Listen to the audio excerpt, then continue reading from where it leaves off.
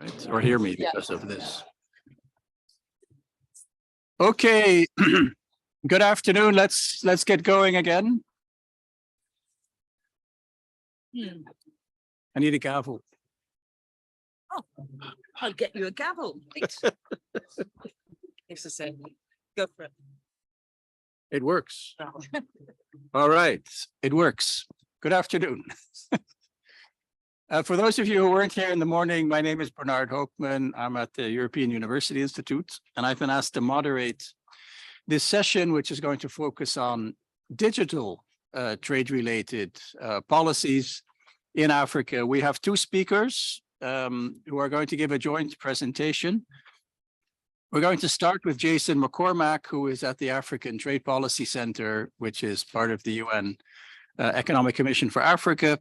And he's going to be speaking jointly with János Ferenc, who is at the OECD in the Services Division and who has been working on this STRI from the OECD perspective, and in particular on a project which focuses on mapping digital trade policies, including in Africa.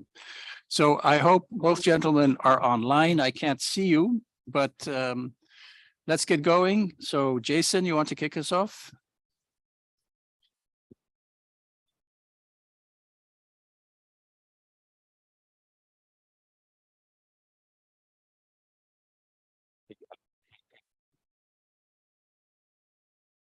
Yes, we can hear you. Thank you.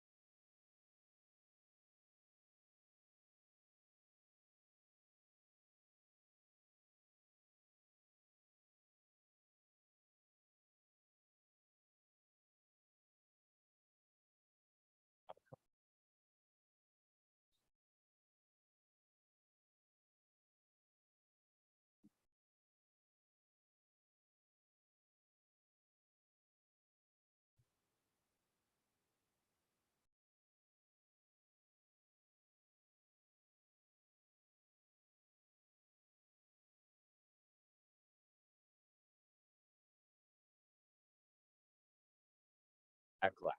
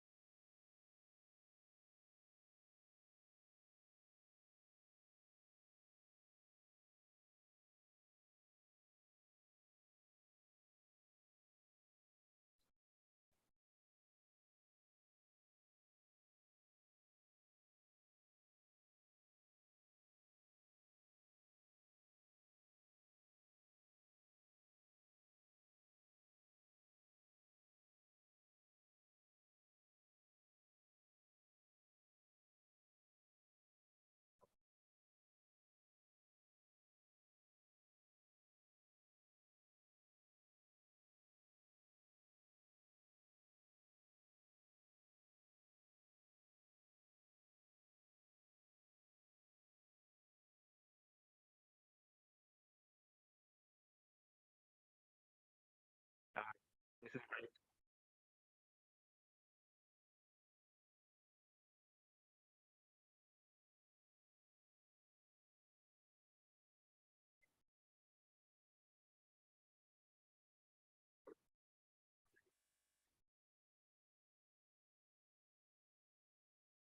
Services,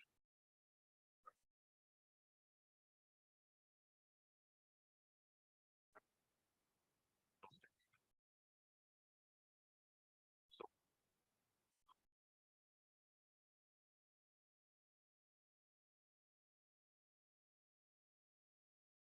comprehensive and excellent. Yes.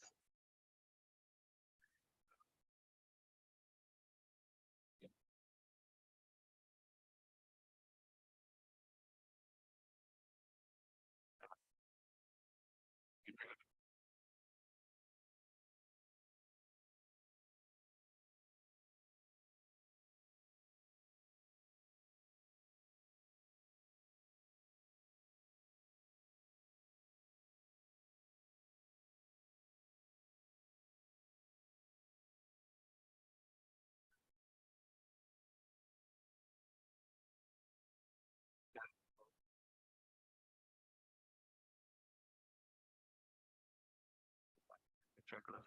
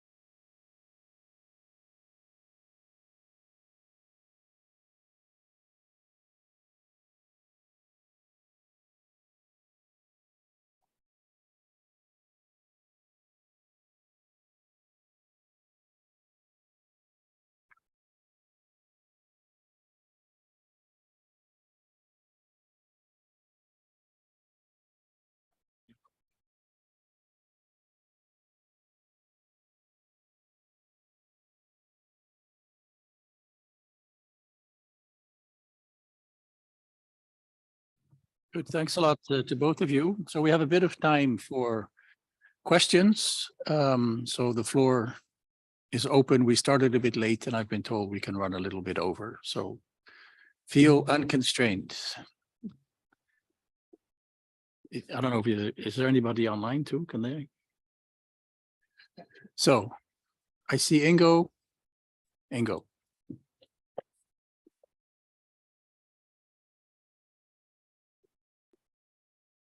Thank you very much, Janos and Jason, and congratulations back. I mean, this is a wonderful and hugely valuable initiative that complements other work, that we have been doing on Africa. I had two questions, and I think one of which goes to Jason and one to Janos.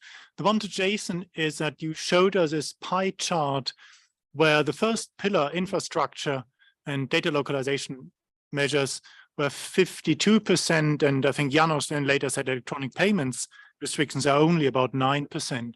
My clarification question is, these are just countermeasures of the barriers that you observe. It doesn't tell us anything how important you think these pillars are. Can you say something about, then going from these 5 pillars to the digital STRI, how relative the weighting is across these 5 pillars, whether you actually thought that infrastructure and measures affecting infrastructure are more important than the measures affecting electronic payments? And the second question was to Janos. I think the overwhelming majority of e-commerce is domestic, right? 80 to 90% of e-commerce is actually domestic transactions. And if you've got any measures on electronic payments, I would imagine that that affects domestic e-commerce as much as international e-commerce. That's not to say it's not important, but it probably, it sort of blurs the area where we are measuring an impact on. These electronic payments measures probably do not have a direct impact on international digital trade, but rather on domestic e-commerce first and foremost. No, thank you very much, both. So we'll take a few more questions and come back to the two of you. Juan? Thank you very much. Thank you very much, Janos and Jason, for this very interesting presentation. And it gives a very nice picture of different efforts by different agencies to collect information on what information is available and on or relevant to services trade. I have one question towards the end of Jason's presentation, where you spoke about multiple uses of data. You mentioned that there was an ongoing readiness assessment on how Africa can effectively take advantage of digital trade. And I was just wondering, what is it about? How do you go about assessing readiness? How do you define eventually readiness? And what parameters do you use eventually? How do you draw from the information you have in the regulatory database and in the index to come up with this assessment? Just perhaps you could give us some indications. Thank you very much.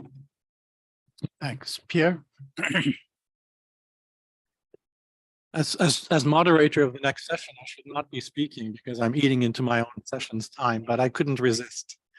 And my question is for Jason, and it's a question about the modalities for negotiating the digital trade protocol of the CFTA. What will be the means of actually addressing the restrictions that this work is identifying? And I think it's very useful that this work precedes this phase of negotiations, which was not the case of the protocol on services per se. It can now, as the information becomes available, perhaps inform the next iteration of requests and offers. But I'm just curious to see what the plan is in terms of the concrete negotiation and the progressive elimination of impediments to digital trade within Africa. Anyone else? Wave your hand. Yep, please. Thank you.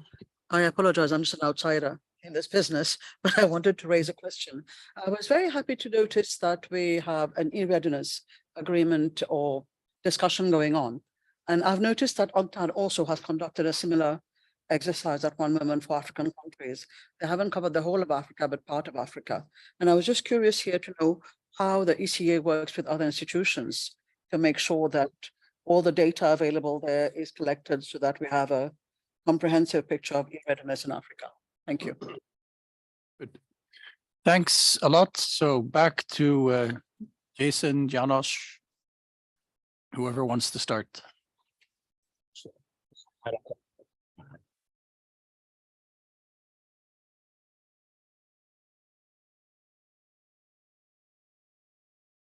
I think the first two questions are answered.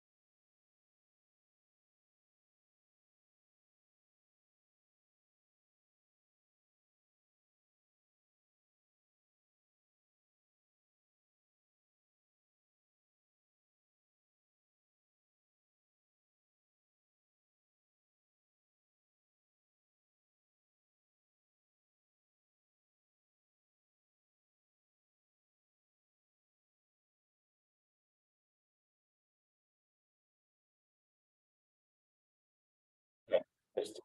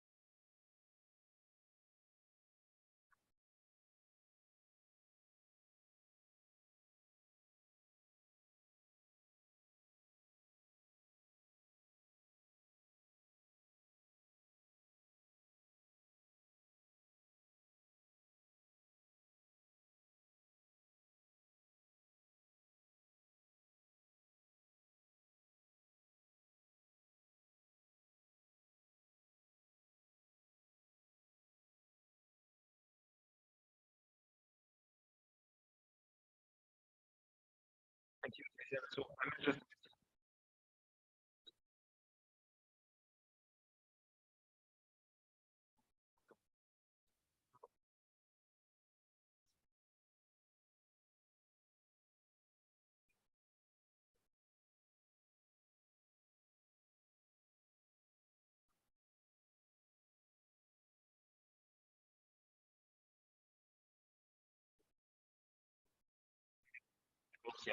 digital.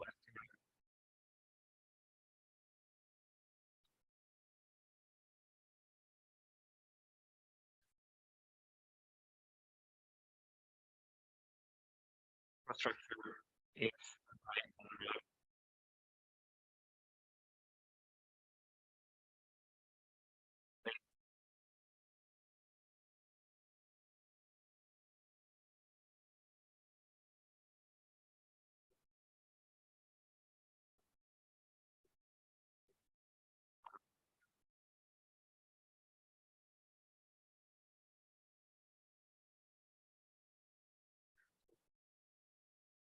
expert discussion.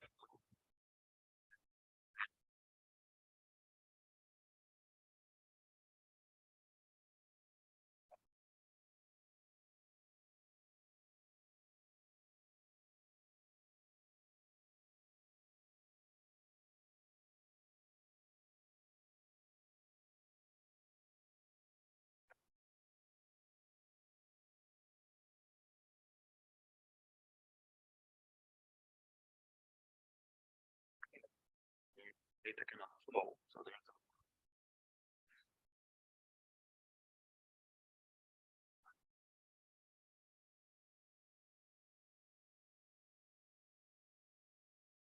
to try.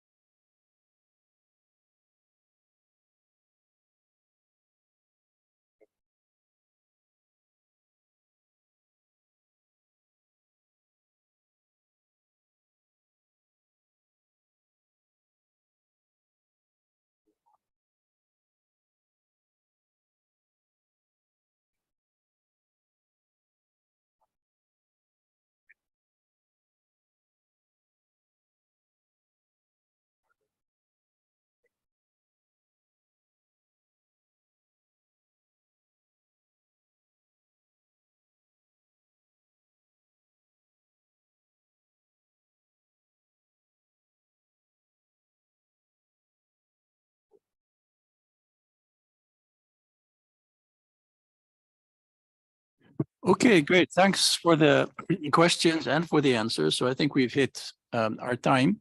Let me just end with 2 points that I think is important for the audience, especially because I also know there are researchers here in the room who might end up working with these new policy indicators. So the first point, and I think it was in Jason's presentation, it might not have been clear to everyone because he had very little time, but there is a real distinction to be made between the trade restrictions dimension of what we're trying to capture through these indicators and what Jason called the regulatory integration dimension or the regional integration dimension. And I think what that is getting at, and I think these two different beasts kind of approach the question from different directions. On the one hand, the traditional trade policy approach, which is let's try and identify what is restricting trade so that we can focus on what matters most and kind of get a sense of how important these different type of restrictions are,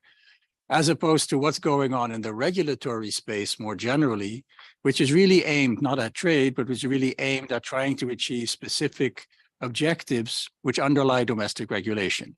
And that may or may not have an effect on trade, but that's not what those policies are there to try and affect. So insofar as we're talking about integration, there's a whole set of other policies which have nothing to do with restrictions, but which are in this second database, which Jason mentioned, which is really focusing more on that dimension. So I think also from an analysis point of view, but also from a policy point of view, it's important to keep those things distinct, but to also look at how they interact. And that's my second point, is we've heard this morning about the services trade restrictiveness index. Right now, we've heard about the digital services trade restrictiveness index. The second part of what Jason was talking about is digital trade integration more broadly, so that we also have regulation in there. And all these things can interact. And I think that's really where we need to be focusing more attention on, is to get a sense of, if you're really open, let's say for services trade, but you're not particularly open on particular data issues, those are things that are done by different parts of government, right? And I think it's therefore one of the things that comes out of these different pieces of analysis and these pieces of data is it helps identify who should be talking to whom in government, right? So you might have a trade ministry and a national trade strategy, which is really focused on, we want to become a services exporter, and we're really going to try and limit and reduce our services trade barriers. But if your Ministry of Justice or Interior is putting restrictions on the ability for data to cross borders, then all of that openness that you've kind of put in place for services is essentially not going to be particularly useful. And this is the point that Ingo made this morning when he was discussing the way the index was made. So you could have countries that are very open on services.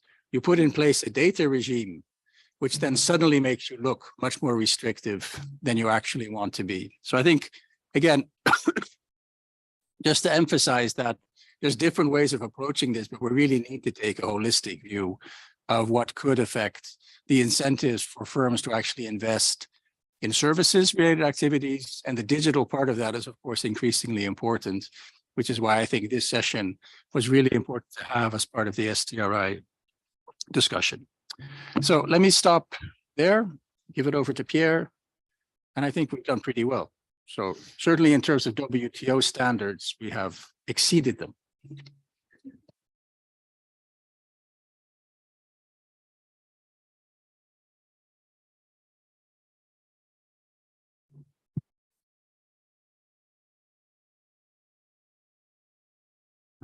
Sorry, while the speakers go to the podium for the coming session, there was a precision provided by Malcolm McKinnon through the Q&A regarding the digital trade agenda in the AFCFTA.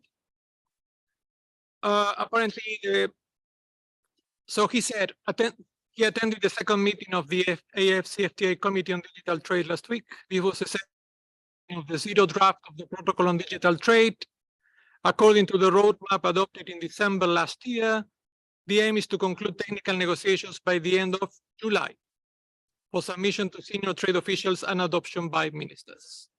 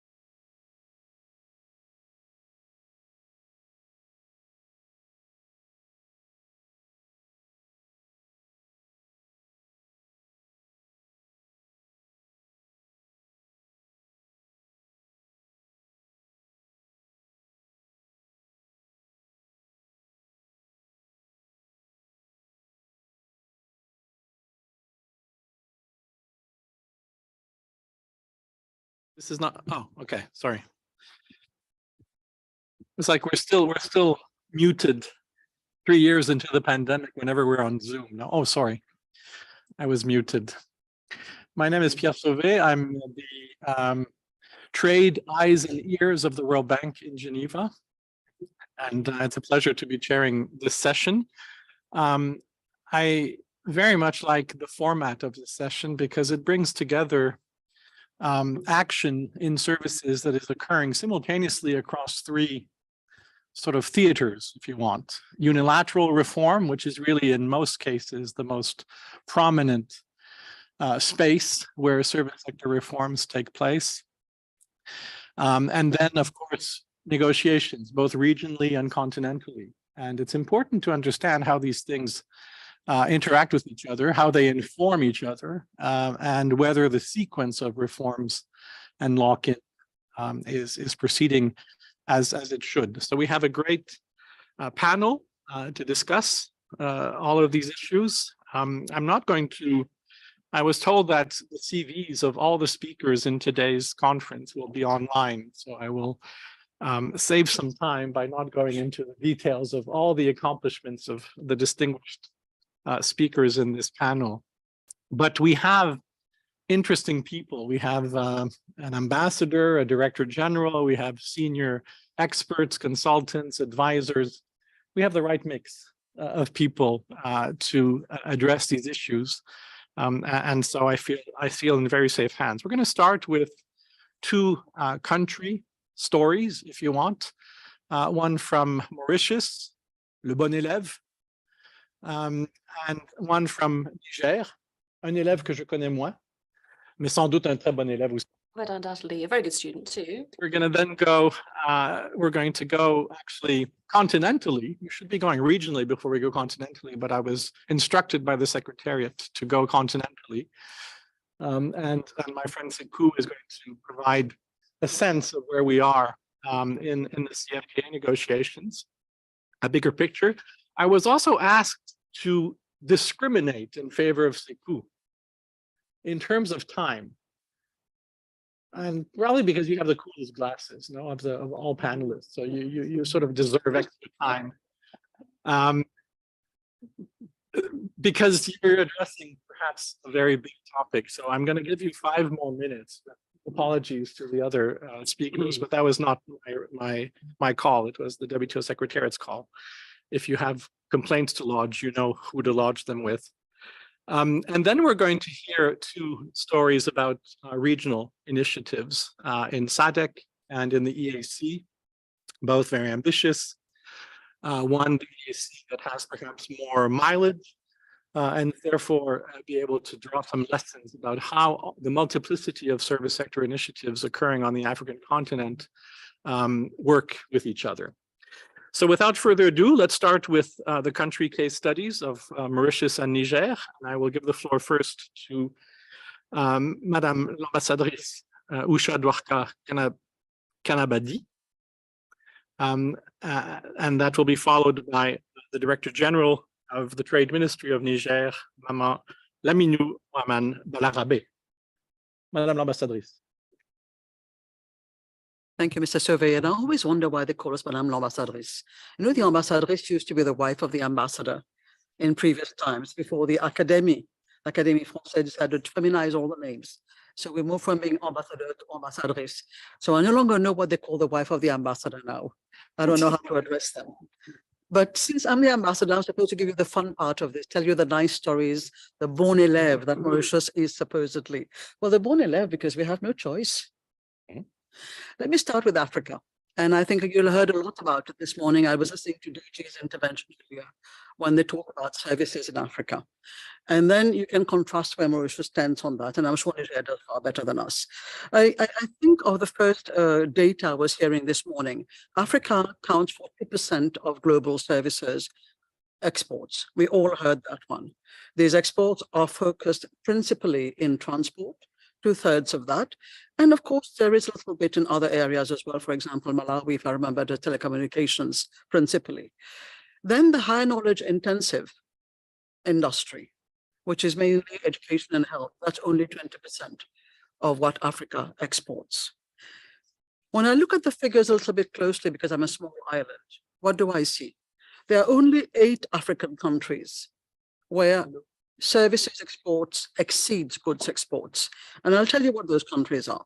There is Cabo Verde, Seychelles, Comoros, Mauritius, Sao Tome, the Gambia, Ethiopia, and Central African Republic. You would have guessed 5 of these are small islands. They have no choice. They're doing tourism. Nobody watches this kind of data because it's not interesting enough in economic terms. But for us, it's interesting as a small island to see 5 small islands.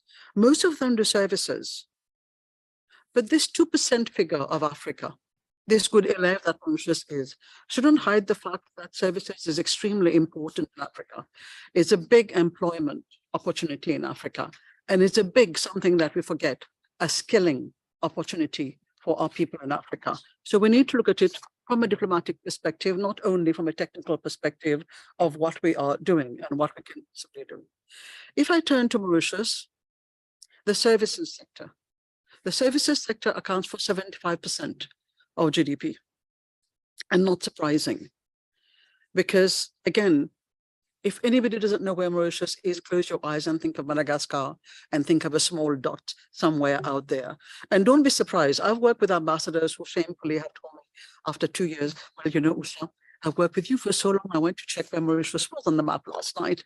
Not surprising, because you're so small who imagines that you might at one time have been the 3rd woolen producer in the world.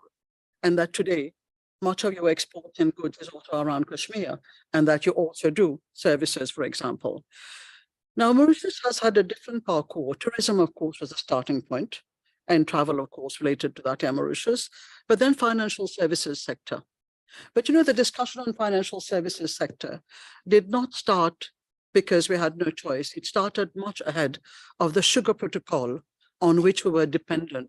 Mauritius was a mono commodity exporter, sugar. Most of the brown sugar you buy in Europe, Demerara is mostly from Mauritius. Golden granulated was invented, but we never patented it.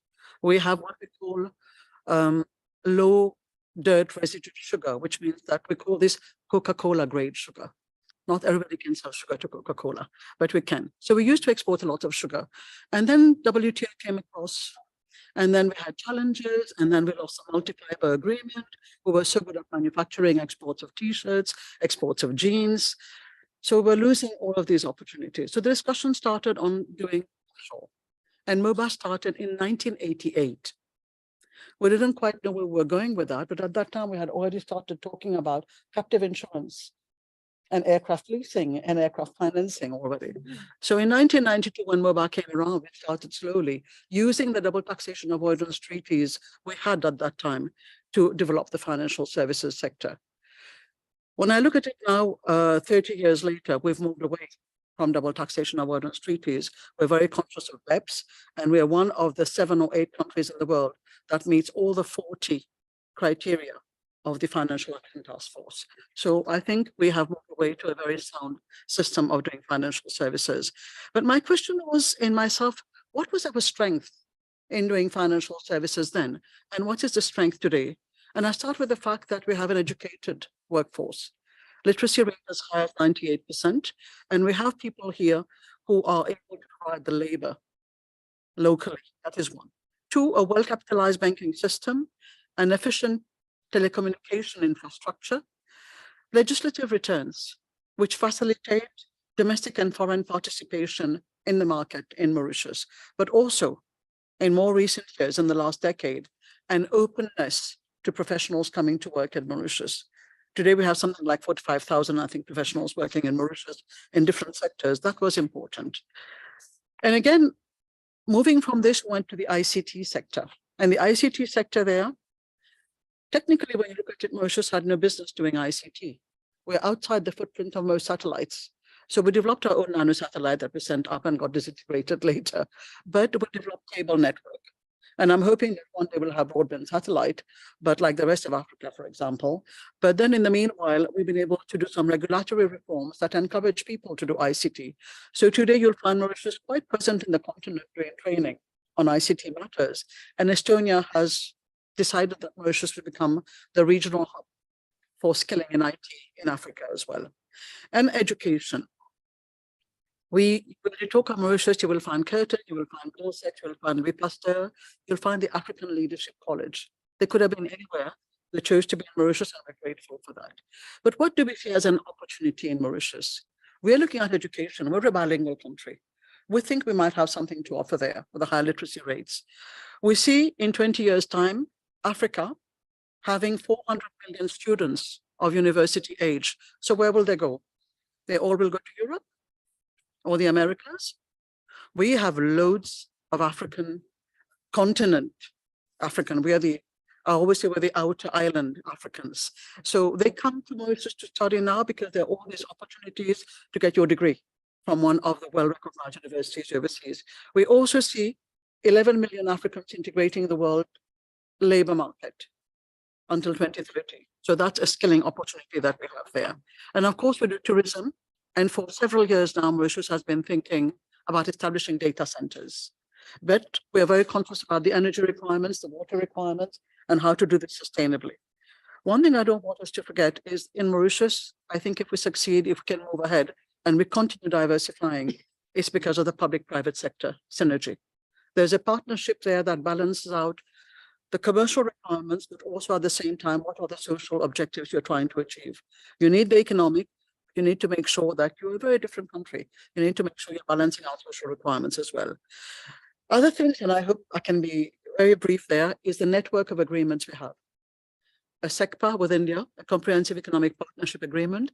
We find India has very restrictive practices, or 47th on the list of restrictive business practices, sometimes on services especially. So we thought there's an opportunity there.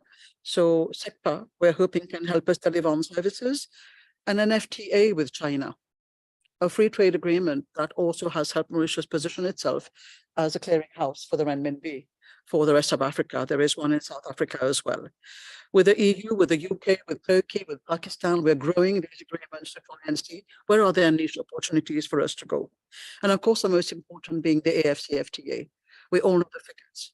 1.2 billion people, 2.6 trillion of economy, and 54 states. Mauritius has been active at the AFCFTA. I think the one thing I wanted to point out was that the establishment of the guided trade in services initiative at the AFCFTA was pushed very hard by Mauritius because we thought it was important for all of us. But also we're one of the first few countries to have submitted its initial service offers in all the 5 sectors.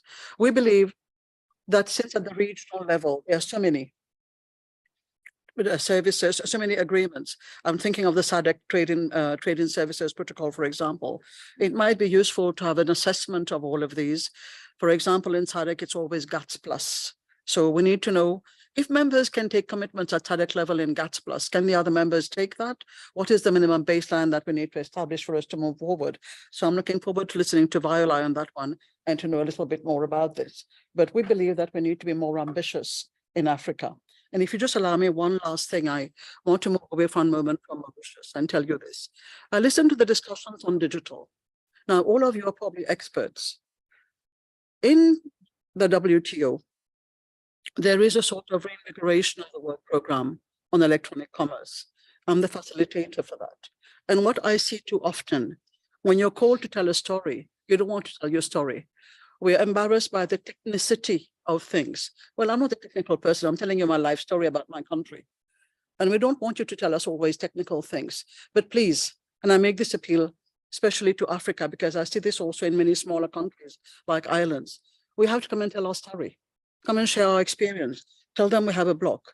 I asked the question earlier about e-readiness, because I'm seeing very different figures across the board on e-readiness, and I don't know which one to rely.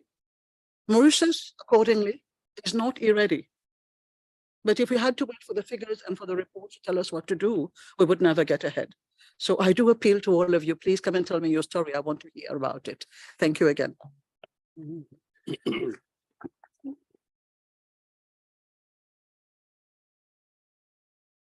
Now you understand why I said Le Bon Élève. That was a masterclass. I vote for you. Whatever you're running for, I vote for you. that was brilliant. And it just goes to show, if you have a plan, if you have a vision, you know, God was in a good mood when he created Mauritius. He gave it so much beauty. But then, you know, he said, he had second thoughts. Maybe I gave too much. I'm going to put them in a weird place in the middle of the Indian Ocean. So geographically, you know, constrained. This is a real problem. And yet Mauritius has done so well. 3 years ago, just 1 month before COVID hit, I had the great pleasure of going to Mauritius to write the trade chapter of what we call the Country Economic Memorandum, which is a flagship thing we do at the World Bank for each economy. And I got to meet your trade team, incredibly small team. It's like 1.5 person.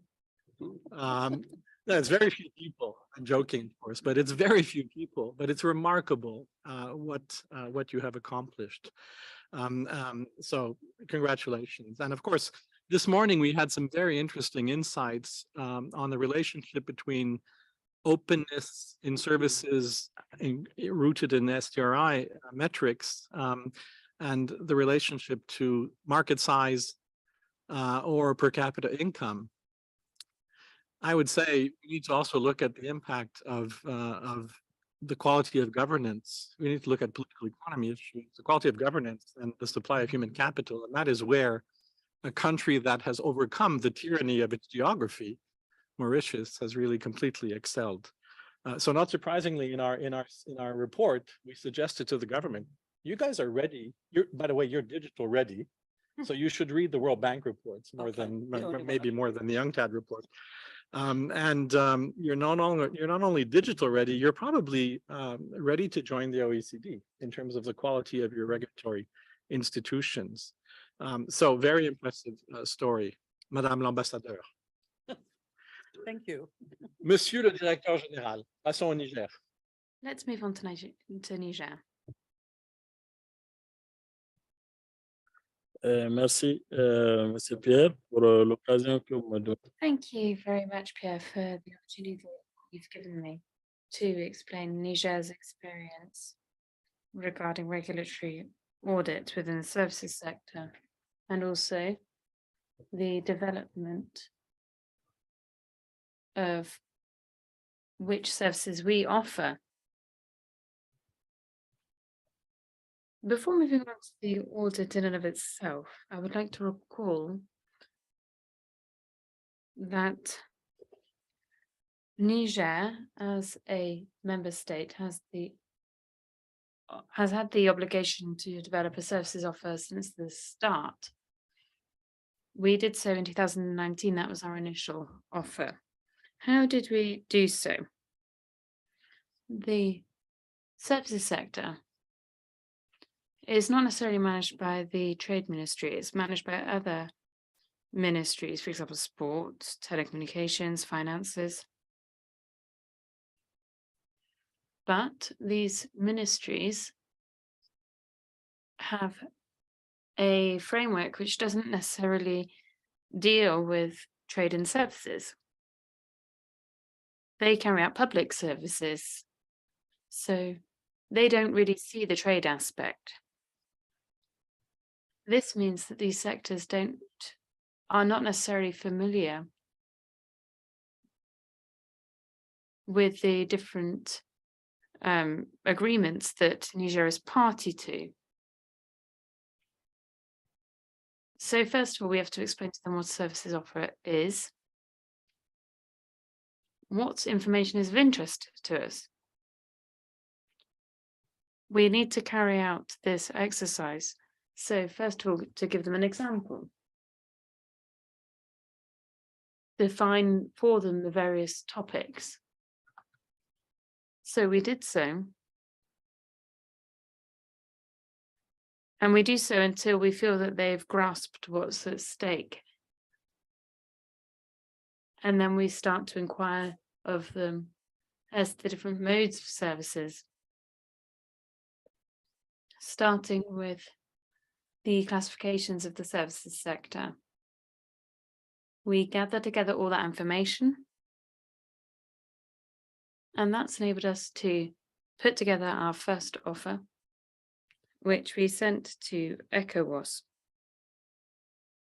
As you know,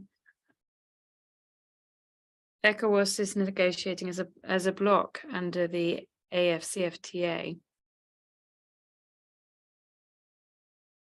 So we're working as a group, as a bloc. The offer was examined by the ECOWAS experts and was then sent to the Secretariat. In the meantime, we have had another opportunity as Niger was selected for regulatory audit. And I would like to thank the partners that supported us in this. So we have started to prepare this audit. And we started by exchanging with the consultant who was made available to us. We shared questionnaires, surveys, and we sent those to all of the various sectors. And then we waited until the consultant arrived. And when he did, we ran through all of the ministries and all of the state services and departments, including the regulatory authorities. We looked through those structures together to see what they were. And as he had the questionnaire, each time the consultant explained exactly what the process was. And we tried to explain to them what was at stake in terms of services under the CFTA. And at each interview, we asked for the relevant texts, and then they sent those on.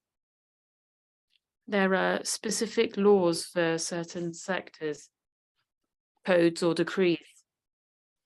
So we gathered together all of these documents and we made them available to the consultant.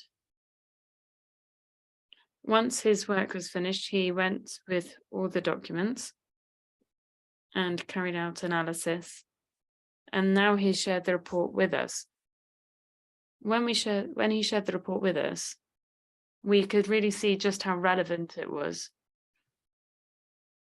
And we could see that what we've been doing before wasn't really enough. We didn't really have the texts in front of us. But now we have the texts and the consultants analyzed them. And so he's been able to identify the various measures contained within the texts and what impact they have on trade and services. So let's say that he looks at a law and he finds an article that reduces market access. Then he's looked at all of those examples and he's made a table with all of that information in it. We also approached GIZ, and I'd like to thank them for being a partner with us in this work. We organized a seminar to which we invited all of the different aspects of the structures. We created a program so that we could meet the experts from each department. At that time, we revealed the results of the audit, which was made based on the text. So we made sure that they were aware of that. And based on those results, we revised our offer in terms of services. ECOWAS had made comments on our offer. So following that, we used the regulatory audit in order to carry out a revision of our offer and produce a new one. We looked through all of the different aspects, and I think that we managed to make an offer that really was up to the aspirations of our country. We sent the document to the ECOWAS commission that's responsible for looking over all of these offers before we sent it on to the AFCFTA Secretariat. So that's Niger's experience in a nutshell. I'd really like to labour the point that the issue of services is an issue that cuts across various sectors in our country. And each time we take action on this, we need to involve all of the sectors involved. It's not just the Trade Ministry that can go to negotiations and take a particular stance. They need to take into account what is contained within the policies from other sectors. I think it was a very important process for us because the audit really highlighted the importance of doing that. And each time we have a meeting with the AFCFTA Secretariat, our ministers have really tried to ensure that we have full participation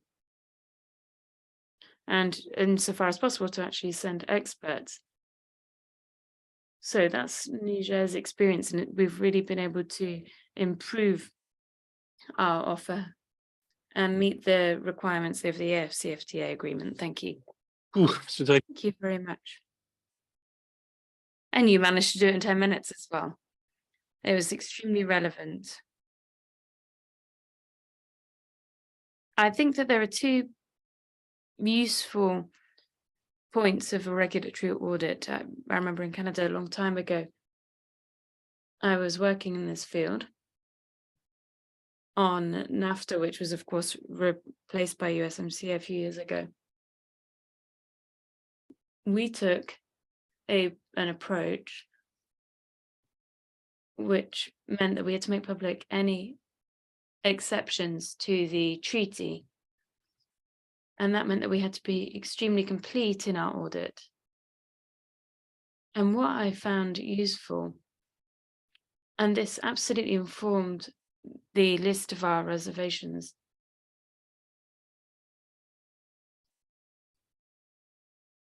as you said as well, for the AFCFTA. But what was more useful was the dialogue between the regulatory and the trade authorities.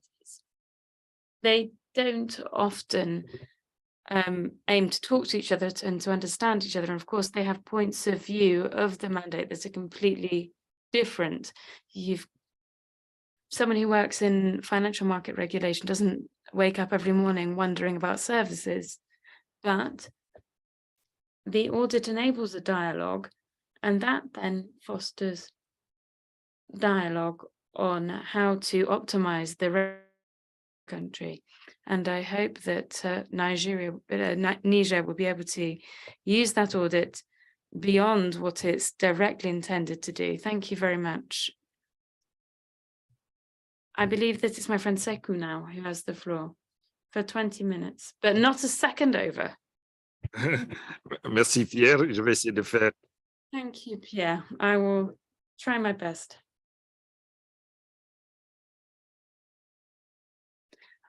Can we manage to get this on the screen? I think I need to ask for some help on that. Excellent. The presentation's on the screen. I've written it in English, but I'll speak in French because it's easier for me. So I will be giving an overview of regional integration in Africa in trade and services, and how to leverage the results of these regulatory surveys that we've been talking about. We have various regional agreements. We have 8 mainly that are officially recognized by the African Union as blocks that build up the African economic communities. And the AFCFTA is one stage in the building of the African Economic Community. You can see the various different organizations here. So we've got COMESA, SADC, we've got the AMU as well. And within these 8 regions, there are 5 with agreements on trade and services or have regional policies on trade and services. These are the EAC, SADC, COMESA, ECOWAS, and ECAS.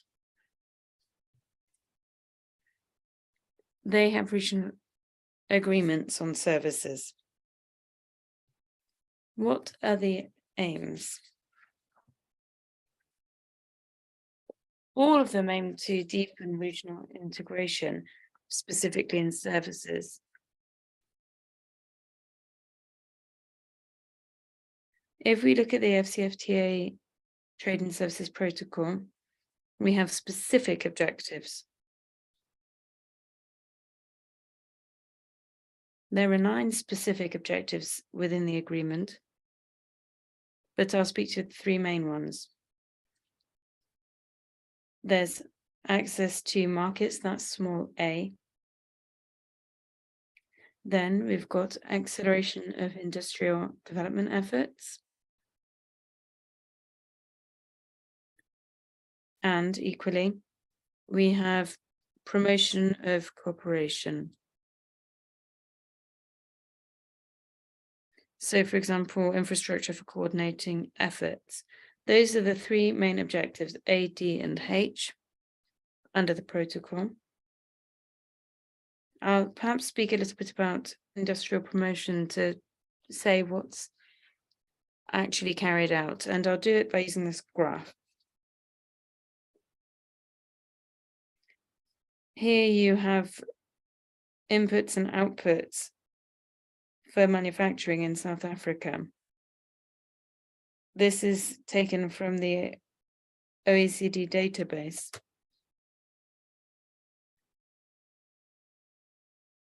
You have the various existing industries,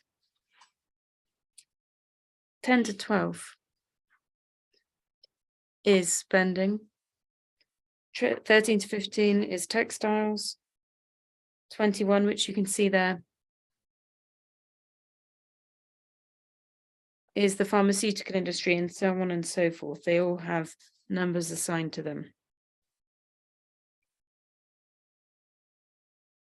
So what it's looking at is what is the share of services within each of these industries. In order to develop an industry requires inputs. And so here we're looking at the input intensity of services as part of the whole pie.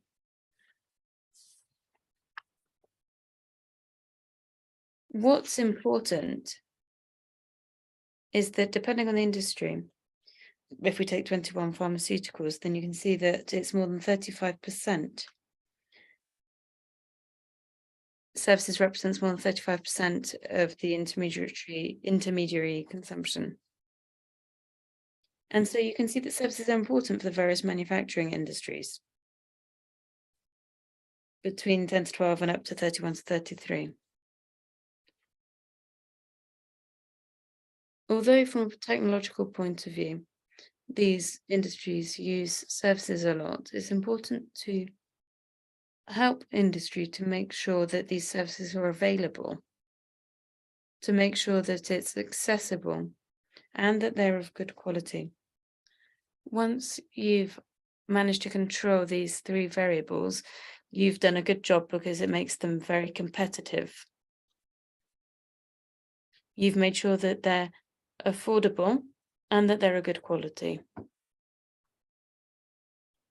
And often what we're trying to do is make sure that within the agreements, we achieve this. We put it, they contain provisions to achieve this, so that they're varied, they're of good quality, and they're affordable.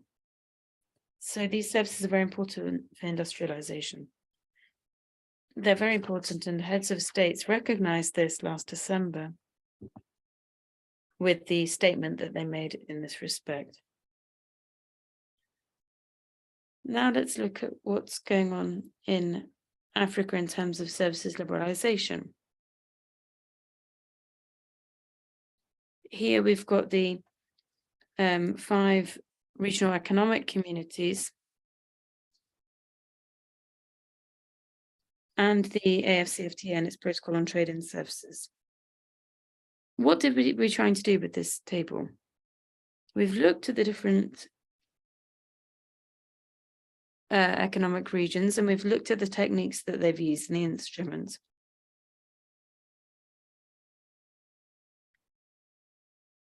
So we've looked at the instrument, the rollback, the standstill or the status quo. And then we've got the cycle and the ratchet. Rollback is eliminating barriers. And also complying with MFN. That's the liberalization technique. What does standstill mean? Well, when we take commitments, we commit to not put in place any more restrictive measures.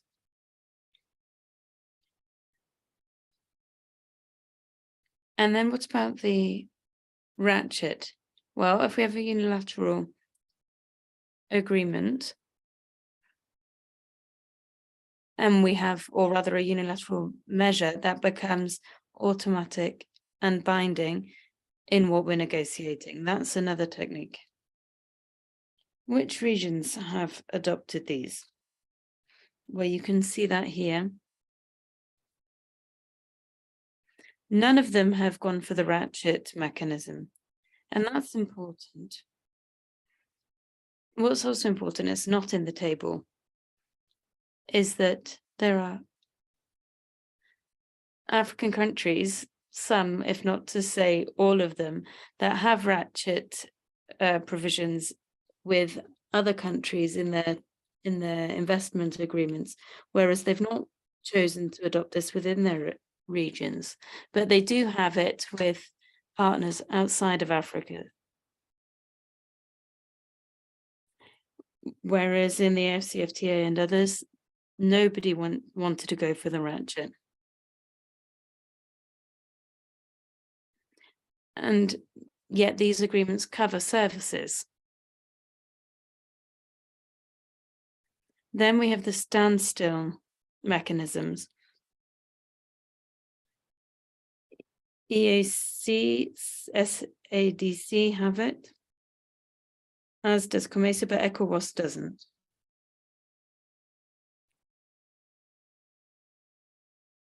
On the rollback, they've all got that, although they've taken different approaches.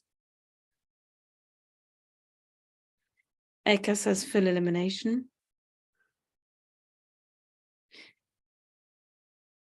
So for national treatment, there's no quantitative limit.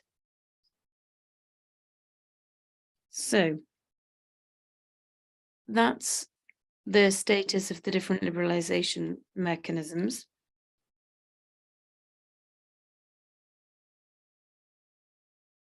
And the AFCFTA protocol on trade and services as well.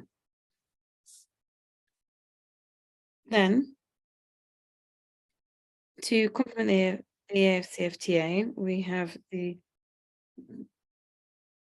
different types of mechanisms that are used. It's not in the protocol itself, it's in the guidelines that were negotiated.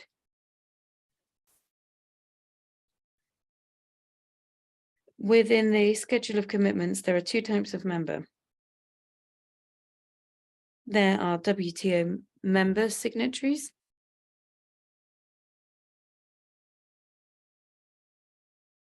So they are using GATS plus, and then there are non-WTO members who are therefore not in the GATS. And they are using autonomous liberalization at the national level.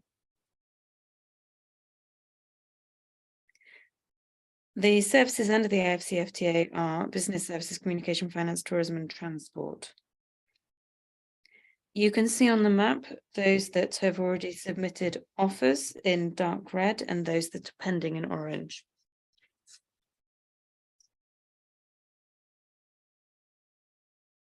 What about the rules that are negotiated?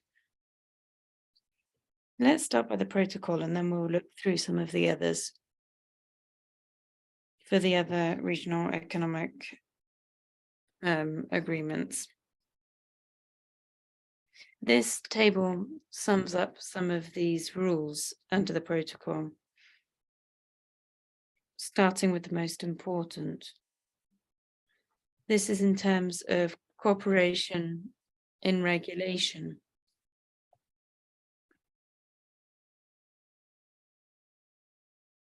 It's a sovereign obligation for states to regulate where there are market differences. And so this might mean monopolies or oligopolies. You might have information problems, asymmetry of information, for example. For example, if the consumer isn't very well informed as to the quality of suppliers, and so regulation is needed so that not just anybody can provide services, it needs to be somebody who informs the consumer. And then you have externalities. There's externalities is what we're talking about here is when there's a third party that suffers the cost of something. So you can see we've got the 3 different cases. The protocol recognizes the use of regulation by states in order to balance these market differences, whilst also requiring them to show that recourse to this regulation is compatible with markets. So for cases of monopoly or oligopoly, this is allowed for essential infrastructure, but services can be liberalized. In services, you won't have such a monopoly. So, for example, you might have a terminal which is being managed, but within that terminal, there are various services. So the terminal is managed by a monopoly. Yet the services have different suppliers, and you can still respect MFN and market access disciplines and national treatment for the services that are supplied for these monopolies or oligopolies. The same goes for information problems. Once again, transparency is asked for, and non-discrimination.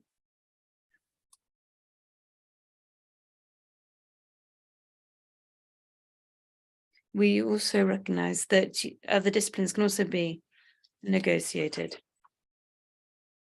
If we look at regulatory cooperation, for example, we have disciplines within regional economic communities. So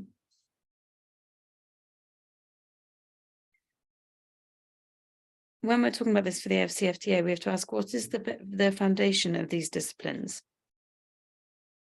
Some countries, for example, refuse to open up their markets because they're scared of the risks from exporting countries. So to avoid this, we need to try to counter this fear. So we try and cooperate in such a way as that fear is no longer there.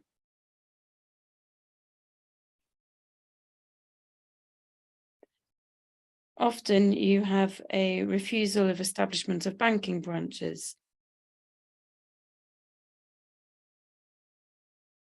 There's a fear of a banking crisis by the exporting countries, and so they close them down. And so to avoid this, you try to foster cooperation between the host country and the exporting country. This is what you see within the WAMU and CEMAC. In professional services as well, we have countries that are scared to cooperate because of the verifications that need to be carried out. And in that case, you can have memoranda of understanding, for example, or mutual recognition agreements.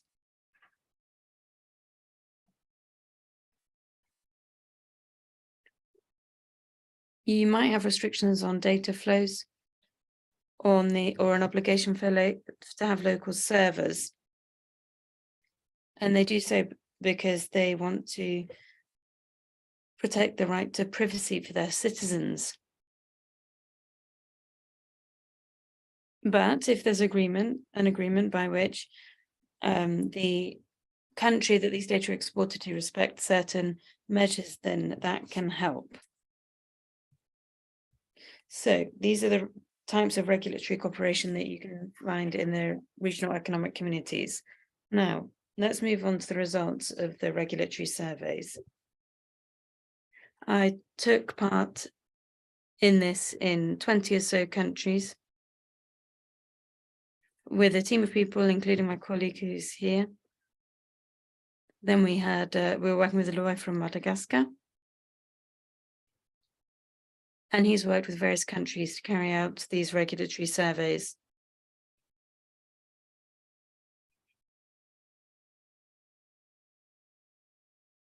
The purposes have been set out since this morning, and not only identifying discriminatory elements, but also, as we said, for example, for members that are not members of the WTO, they need to undertake commitments as regards to the status of their regulation that's applied, and we can help them with that. And then, as our colleague has said, you need coordination between the Trade Ministry and other ministries. You need them to have a dialogue.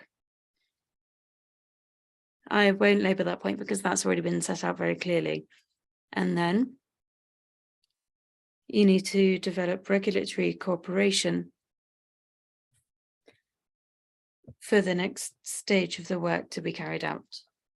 And then another example, and I've just got 2 slides left, is the example of correspondence between the survey questionnaires, as you can see in the last column, and then questions that were contained within the WTO reference document.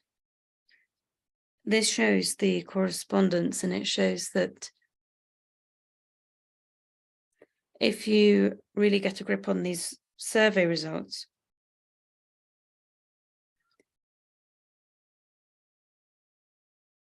then it helps you as well with WTO internal regulation as well. And I'll finish on this one.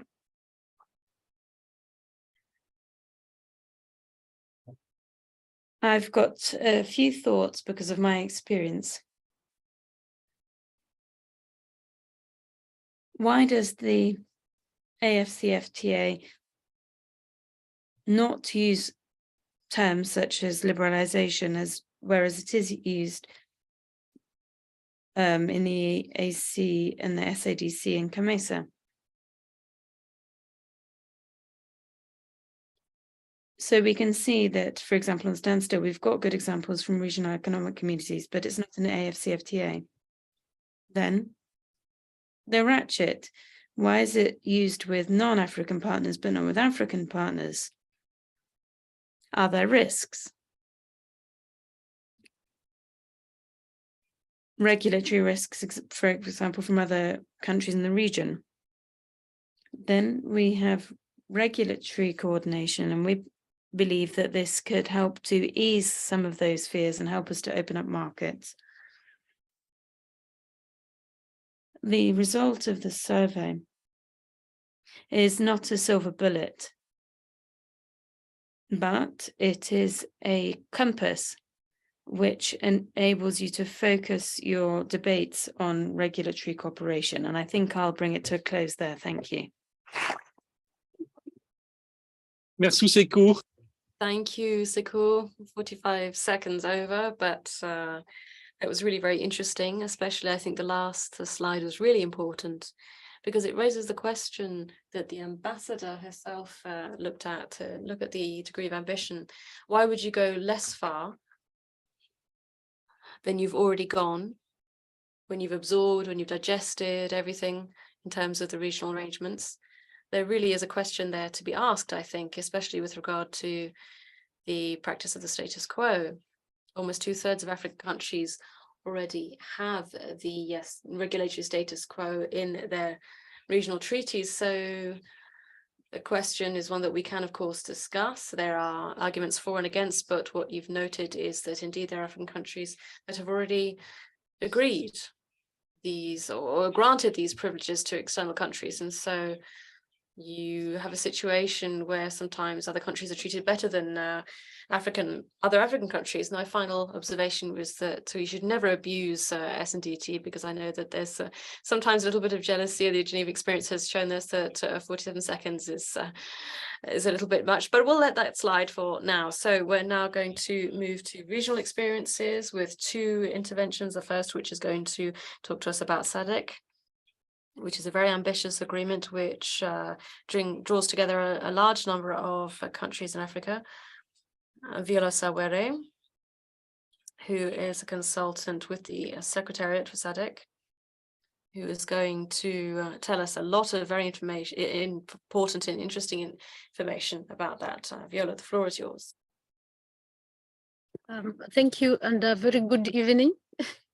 So I would just tell you a little bit about what we are doing in SADC, and of course talk a little bit about the AFCFTA, like what we are doing in SADC. So in SADC, when we talk about trading services, we have some instruments that are guiding our agenda, or giving us guidance as to what we do in terms of trading services. So we have the treaty, the SADC treaty, establishing the Southern Africa Development Community, which was entered into force in 1991, and it provides for areas of cooperation. One of it is services, trade, and movement of capital, as well as movement of people and goods within the community. In the services sector, we have a lot of other protocols, because the treaty provides for development of agreement that speaks to how we operationalize the business, the rights and obligation in each of the cooperation area. So I picked the ones that are relevant for trading services, so that you can appreciate how broad is our trading services agenda. And we, of course, built on the agreement on trade, which is the protocol on trade in goods. It also talks about the need to complement the movement of goods together with the availability of services in the community to accompany the goods, and the other way around. So we also have a specific protocol which talks about movement of persons, giving the rights for residing and right of establishing another country for all purposes, from social purposes into economic purposes. Unfortunately, the protocol has not entered into force, but it has been, it is there, and some countries are already implementing it. Then we have some other sector protocols ranging from education and training, energy, transport, communication, finance, health, tourism, as well as information and culture. And of course, we have the protocol which talks about labor rights and employment when you are working in another country. It doesn't go into the issues of other rights that are derived from you working in another country, like for you to get into social security schemes in a country. It doesn't go into that, but at least it talks about the basic rights when you're working in another country. Unfortunately, again, this protocol has not entered into force, but it's there, and some countries are implementing some bits of the protocol. And the most important one bringing me here is the protocol on trading services, which entered into force recently although we took about a decade, 2 decades to negotiate, but at least now it is in force. And as you can see there, it is the main framework. It's building on the GATS approach. So we have main obligations, and then we have annexes to support or to provide for specific issues when it comes to implementation. I will talk about it. So this was just to give you a picture of our trading services agenda in SADC. So the protocol on trading services, as I said, it has entered into force last year in January. And of course, all member states have shown interest to be part of that protocol because the treaty allows for countries to join or to become part of different agreements at different pace. So there's that flexibility. So the country that is yet to show the interest by signature is Union of Comoros, which acceded to SADC in 2018, but it's yet to become part of any specific protocol. And the processes are in place. Of course, for services, they are not yet there, but we expect them to participate. Then in terms of those countries that are party to the protocol as we speak, apart from the signature through ratification, we have 11. And the ones that are not yet part is Angola, Comoros, DRC, and Madagascar and Tanzania. So these countries are at different state of play in terms of their national ratification process, but we expect them at one point in time, they will be part of the protocol. So basically, the protocol talks about progressive liberalization of trading services through removal of substantially all barriers to trade for ultimate objective of establishing a single market. We are not yet there, but we are progressively moving towards that. And also it talks about the need to increase domestic services supply capacity. And like you, in my previous slide, you saw that we have several protocols touching different aspects of services sector. So it talks about the need to make sure that the services protocol complements the objective of those protocols without replicating. The key issues that I wanted to raise is here, and Seku, of course, touched part of them. The protocol on trading services provides for non-introduction of new restrictions. And I would like to say it's easier said than done. So we have seen actually some, despite the existence of the standstill clause, some countries have gone against this. And of course, because of the flexibilities embedded in the protocol, there's nothing that you can do about it. It's only to give them more time for them to kind of put their houses in order so that they can remove those restrictions. So far, the protocol provides for at least successive rounds of negotiations, and we have done the first one, which covered 6 priority sectors. We have now schedules of commitment in communication, construction, energy related. Of course, it's not part of a standalone sector, but we negotiated it as a sector, grouping all energy related services. For some reasons, because we have energy shortage in the region, so we thought it's important to cover that as a sector already in the first round.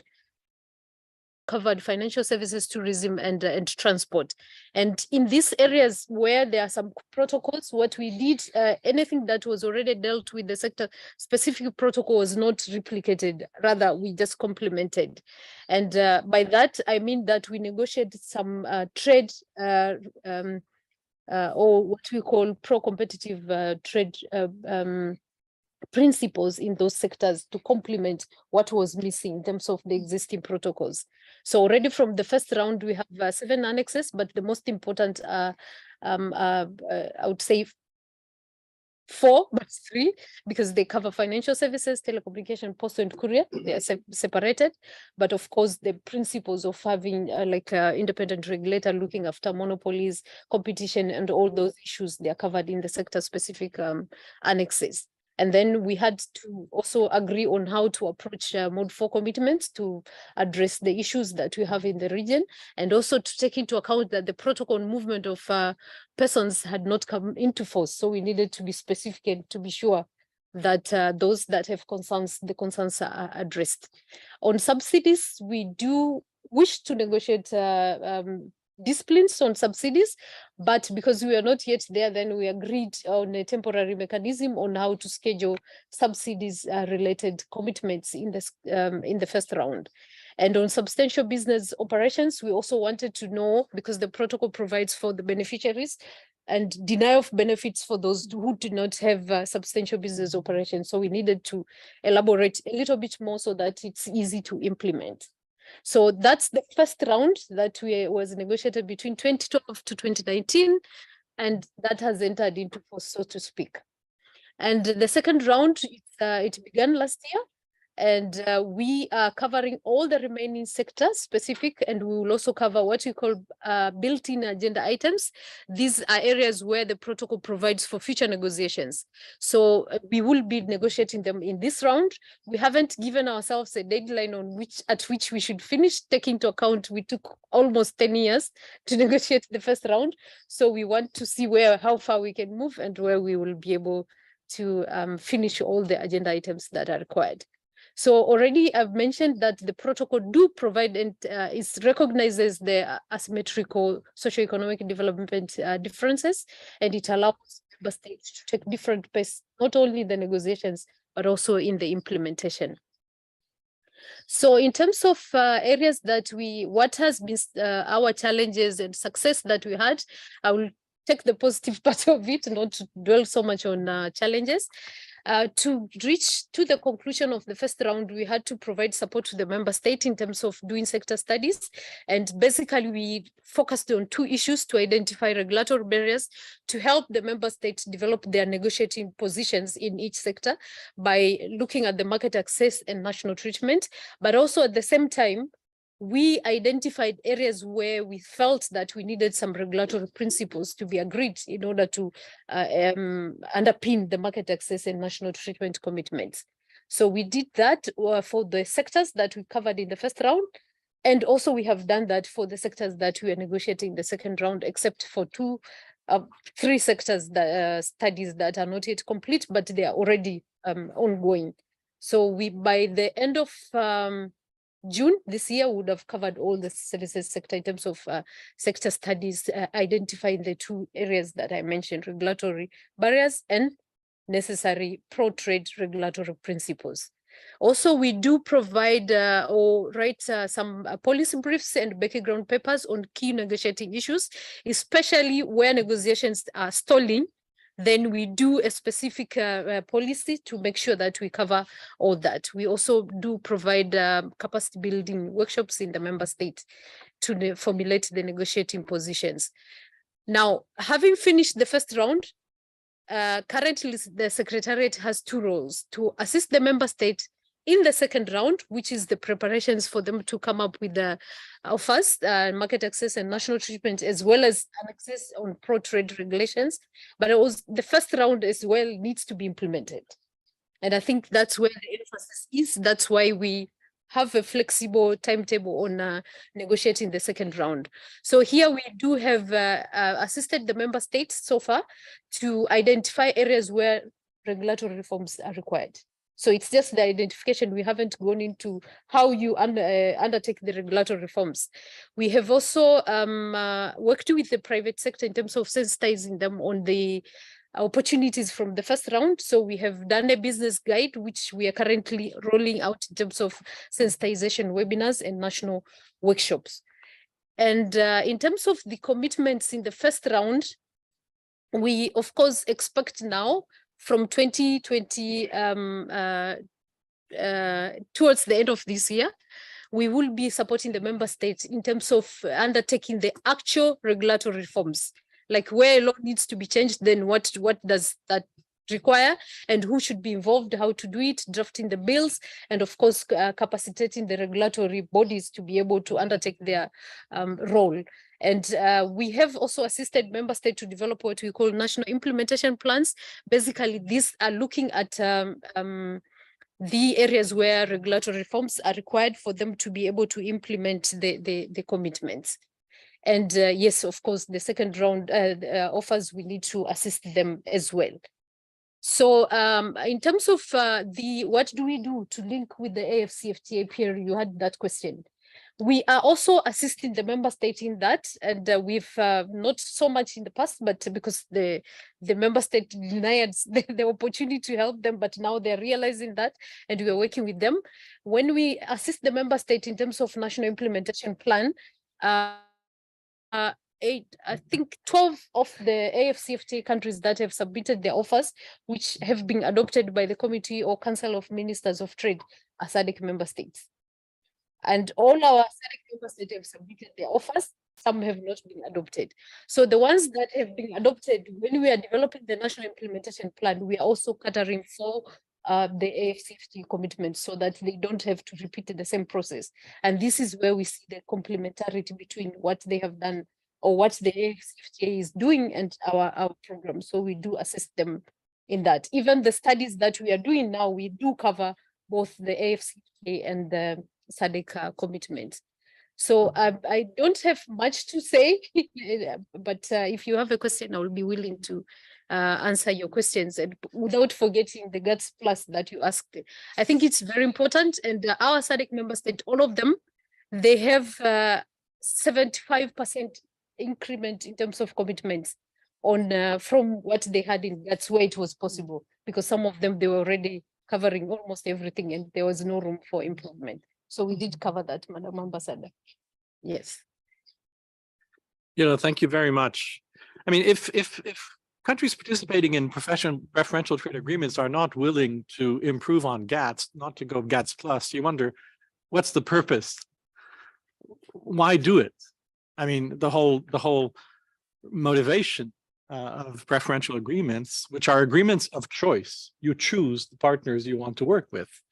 So by definition, this induces perhaps a greater desire to go faster, to go deeper than is possible at the WTO, which is not a negotiation of choice. You have no choice. They're all there. Some you know, some you don't know, some you trade with, some you don't trade with. But in a preferential trade agreement, typically there is a greater intensity of trade that should facilitate the achievement of GATS Plus outcomes and therefore underpin a level of ambition that should of essence be higher. But I found interesting your presentation, Viola, because the SADC protocol and services remains a work in progress. And yet, oops, you have to also do the CFTA at the same time. So I'm curious how that works in terms of the willingness of your members to go further in the CFTA or go less far, and in what sectors and so on. So maybe in the Q&A we can come back to that question, because it's quite different in the EAC. The EAC has been in place for a number of years. So those commitments that you made in 2018, you have had time to absorb, and therefore have time also to say, are we willing in the CFTA to go further? In what areas? Where do we cooperate more in the neighborhood as opposed to the continent, and so on and so forth. So the dynamics between these two, very different. So Jeffrey, looking forward to hearing your view of.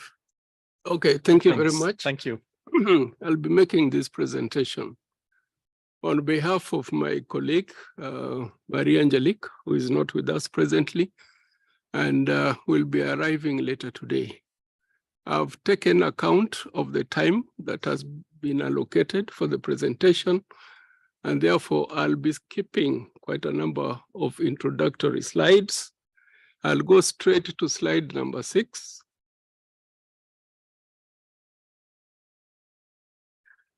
Okay, but just by way of background, the EAC treaty entered into force in July 2000, and the EAC presently comprises of 7 partner states, these being Burundi, DRC, Kenya, Rwanda, South Sudan, Uganda, and URT. And EAC adopted an integration path comprising of 4 key steps. The first one was a customs union, which has been under implementation all the way since 2005. There is a common market which was launched in 2010, monetary union in 2013, And we are also presently considering political federation in which work is ongoing.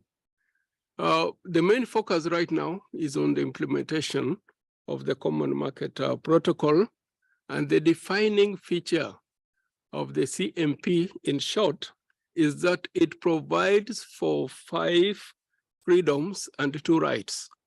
The 5 freedoms being freedom of movement of goods, services, emphasis on that, services again, capital, investment, labor, and the 2 rights are the rights of establishment and residence. Obviously, there are also other areas of cooperation, this being transport policies, research and development, and social policies.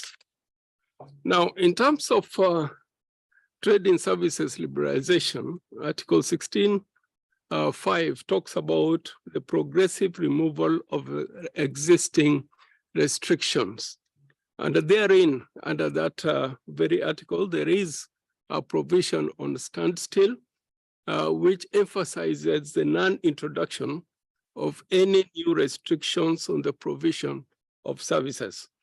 Now, in terms of implementation, Article 23 is very clear on that. It specifies that liberalization shall be progressive and in accordance with the schedule on the progressive liberalization of services, and this is provided under Annex 5 of the Common Market Protocol. Services liberalization in EAC goes without saying that it is gas positive in terms of approach.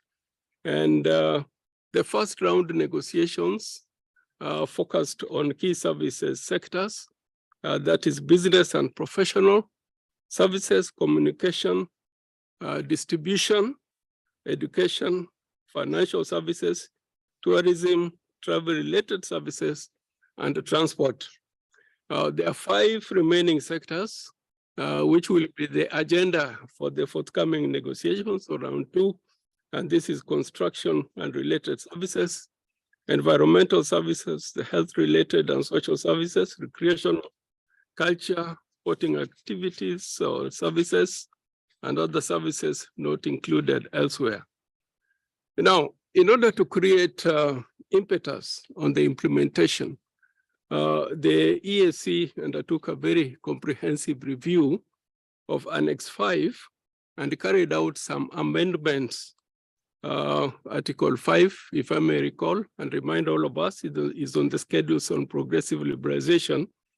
Now, the review and amendment rectified, they identified the legal discrepancies, the errors found therein, and inconsistencies, which hitherto constrained the free movement of services, including making specific commitments on Mode 4.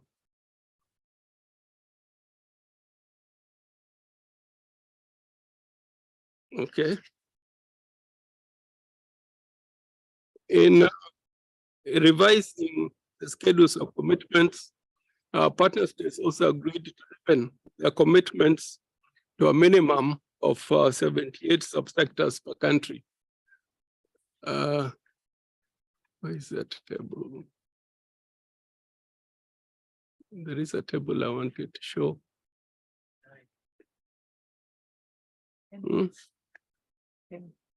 Same thing.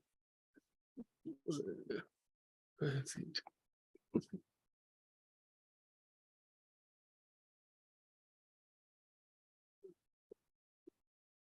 No, the table before that. No, the one before 9. Here you go. Okay, this is the number of subsectors that have been covered under the revised schedule of commitments. Just recall one fact that the EACs agreed to deepen commitments to a minimum of 78 subsectors.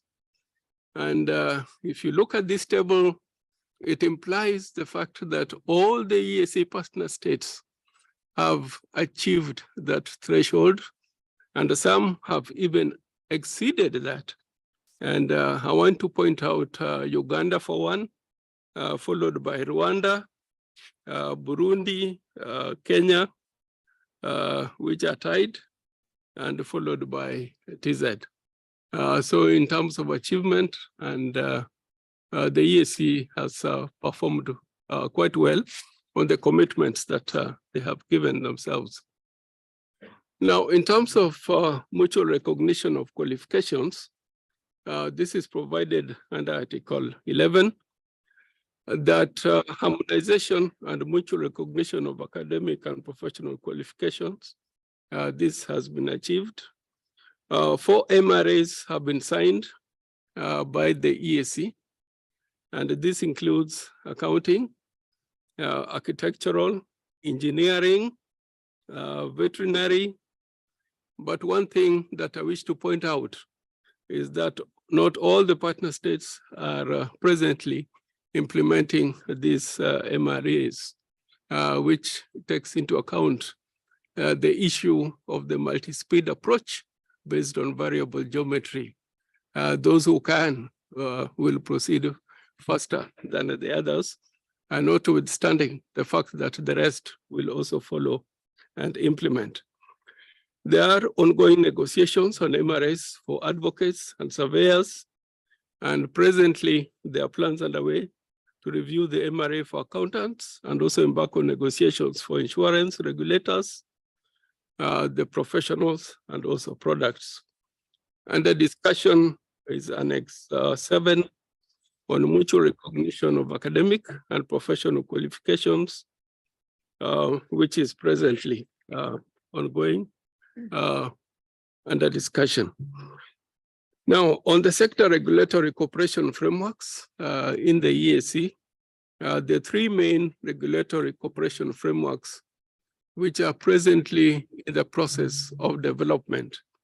And among the 3 are harmonized EAC insurance bill and regulations, the East African payment system, and the EAC banking certification policy and implementation strategy.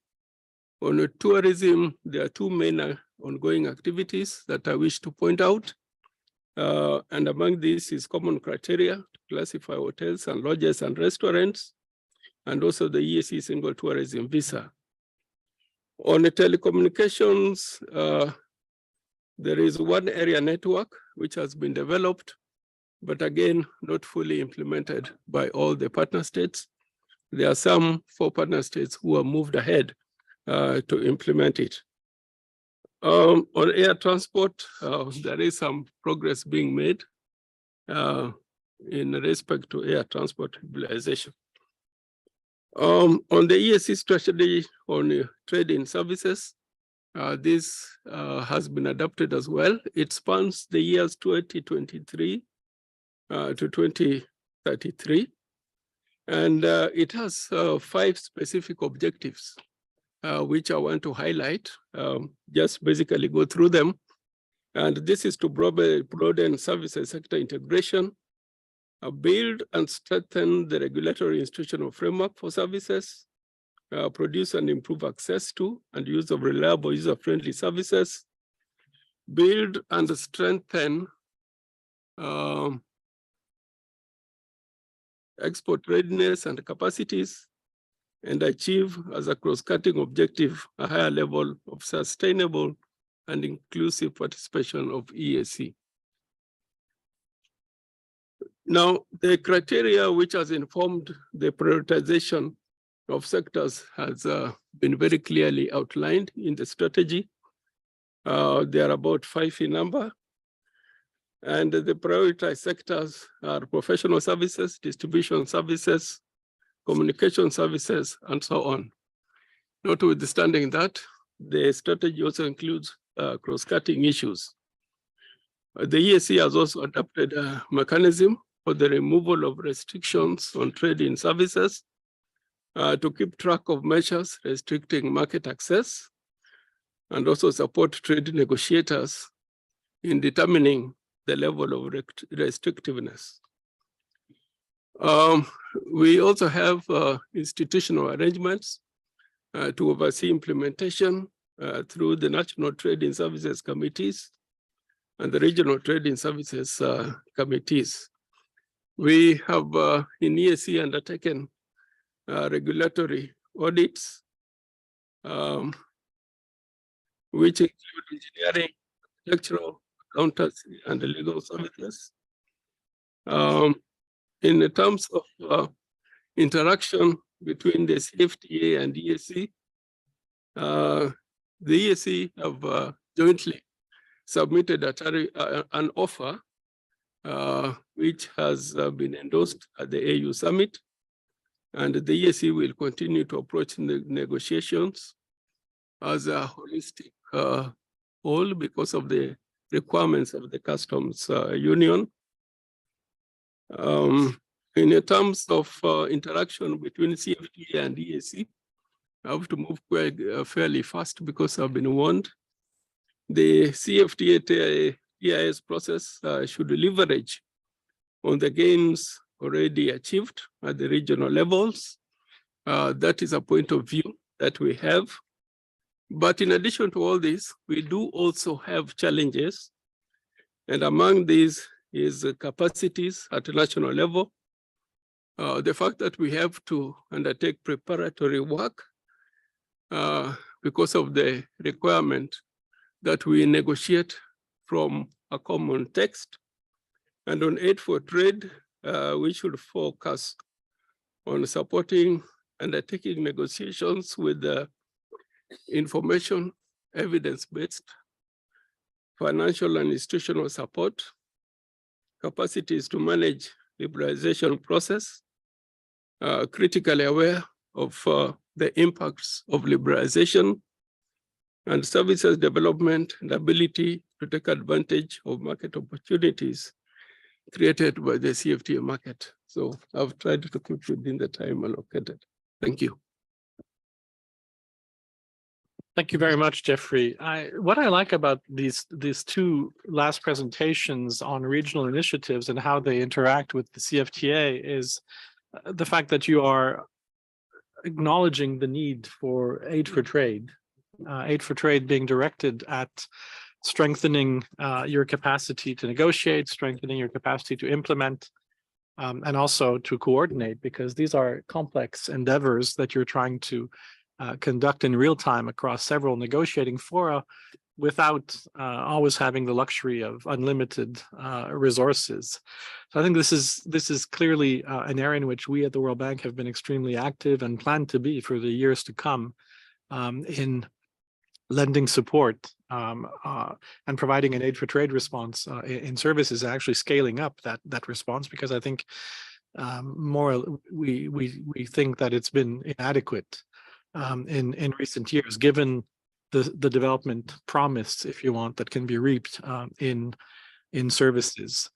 What I also find interesting, I was last week on a virtual, now we can talk about virtual missions from my kitchen table in Rwanda, advising the government of Rwanda on its CFTA offer and trying to discuss its coherence with its EAC commitments, and also linking that conversation to the results that we had just produced on the, that's not about myself, no, that's you, sorry.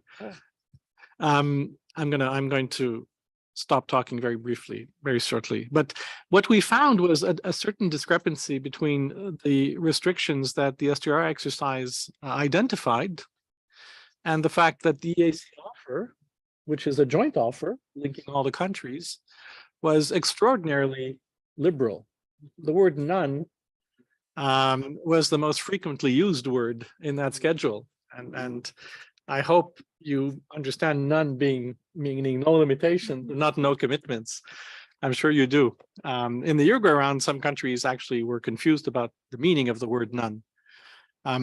So clearly, this is an area, that discussion, which I found very interesting last week, suggests that there's really a need to pay close attention to the relationship between the STRI and the offers that you're making or the commitments that you're implementing within a regional economic community. So that's I think very much of a work in progress that lies ahead of us now that the data and the underlying information on the measures that are producing this data are widely available to all of us. Okay, we started 15 minutes late. We're supposed to finish in 5 minutes, which means we still have a bit of time for questions from the audience. Please go ahead, identify yourself, and direct questions to our distinguished panelists. And I think we are going to have to bid goodbye to Madame l'Ambassadeur. I will never call you ambassadrice anymore. My apologies for that faux pas. But I don't think it's the name of the wife of the ambassador anymore, because no, that's changed too. Okay, but we'll stick to ambassadeur. Thank you so much. Not at all. I was going to share with you that aid for trade for 23-25. Yes, do you want to? Transformation. Well, very informally, I wanted to share with you, I've not reported to General Council yet, but informally, the aid for trade program on 2023 to 2025 will focus a lot on food security, mainstreaming trade, and digital transformation. So very specific. So you might have a lot of support there for getting the services off. Thank you. Looking forward to.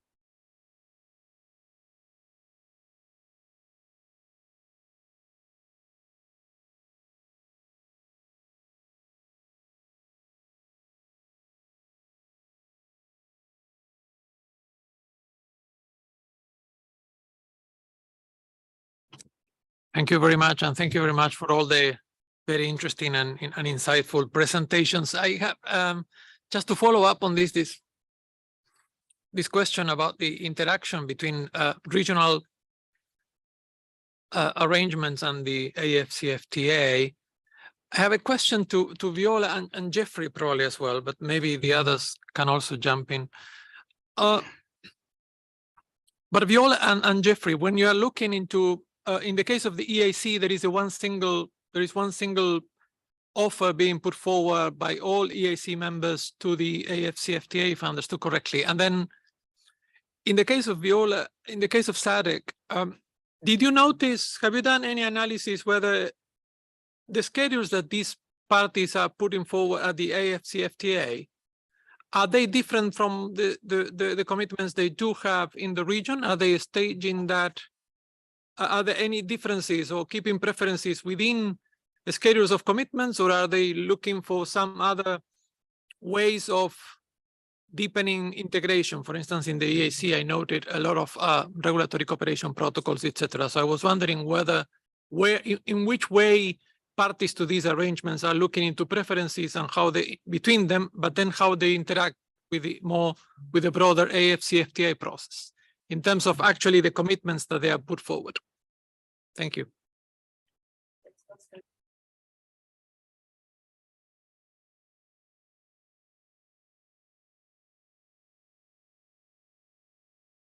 Yeah, so somewhat following up on Juan, I think this is also for Sekou, but for all of you in general. So it was mentioned that these regulatory surveys are being used as an input into trying to identify, where countries are.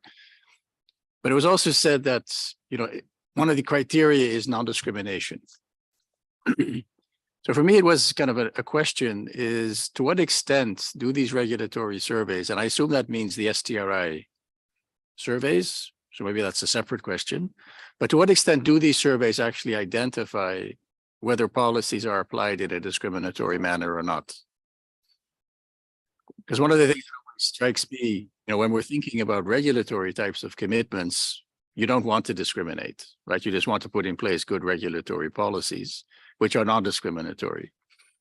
So I guess it's a bit following up on Juan, so to what extent is there actually a lot of discrimination that is being built into these commitments, especially on regulatory types of provisions? So clearly that doesn't apply to market access, national treatment, or more the regulatory issues.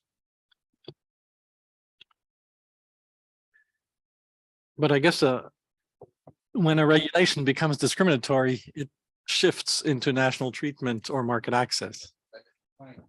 Yeah. More questions?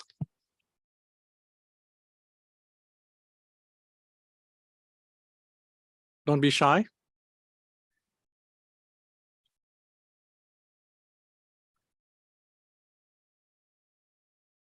Please go ahead. If you can identify yourself.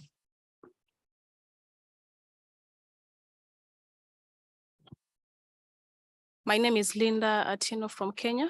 I just wanted to clarify that under the EAC, it's not a single offer, it's a combined offer. Every country has its own offers. Yeah, thank you. Correct.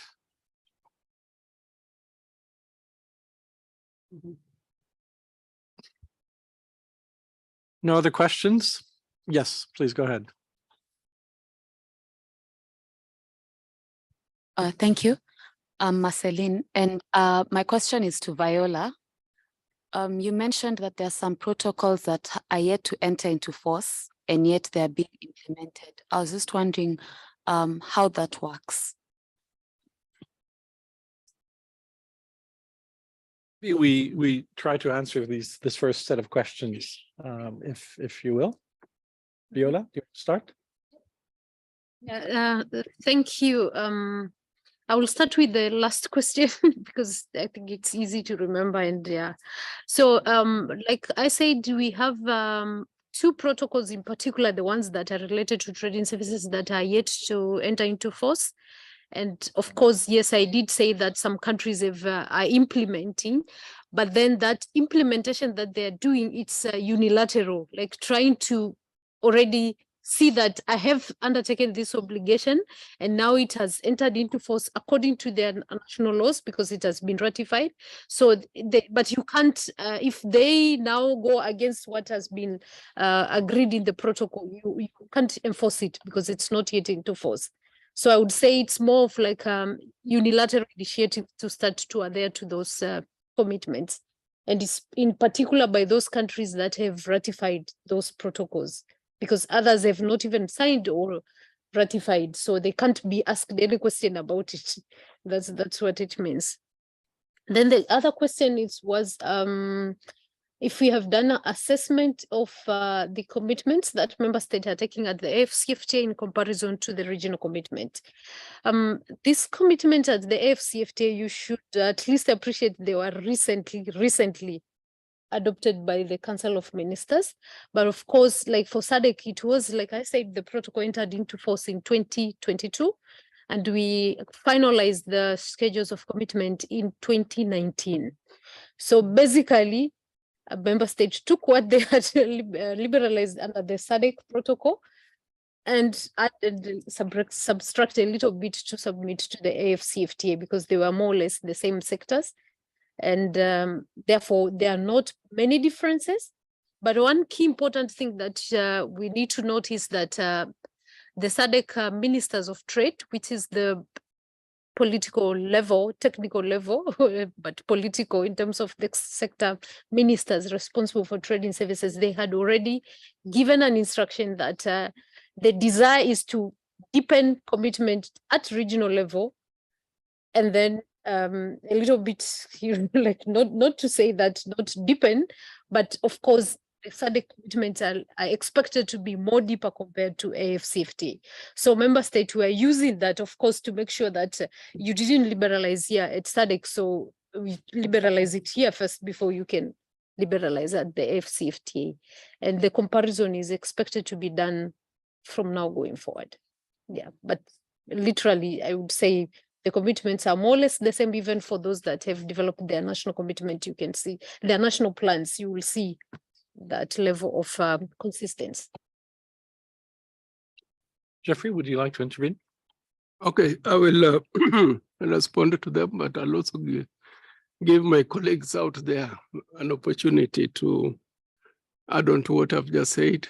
The first thing and the first question, or the last one by Atieno, which sought clarification on whether the EAC offer was combined.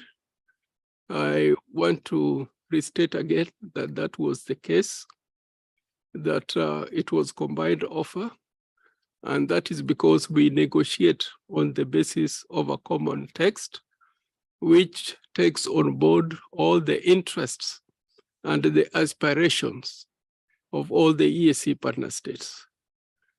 Now, in preparing that offer, and that is in response to the first question about the interaction between the EAC offer and the CFTA, studies were undertaken, very comprehensive studies, impact assessments, or taking on board certain scenarios, analyses were done, and there were also rounds of negotiations between the partner states to ensure that their interests were taken into account.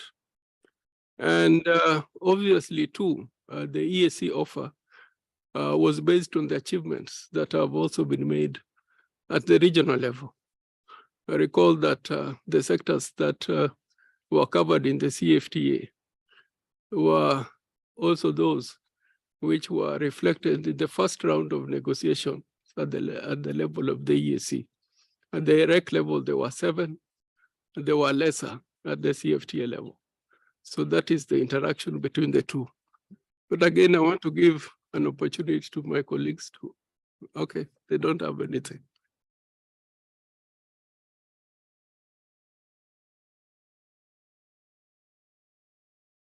Je vous donne la parole. À vous deux. Peut-être le directeur général d'abord. Ok, merci. Je vais Thank you. I will answer the question asked by Ms. Ibana on discrimination.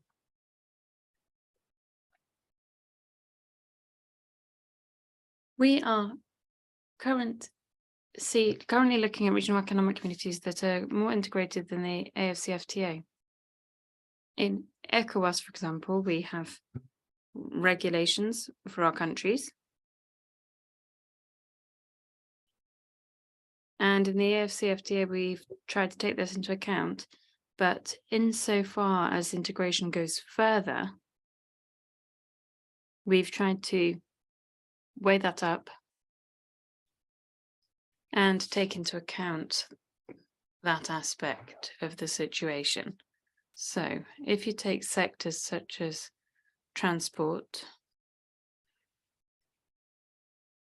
for example, within our regions, that's something that we're seeing addressed within the regional communities, but not within AFCFTA. So the idea is to open up our market and to take a step further than the AFCFTA. And I think we've achieved that.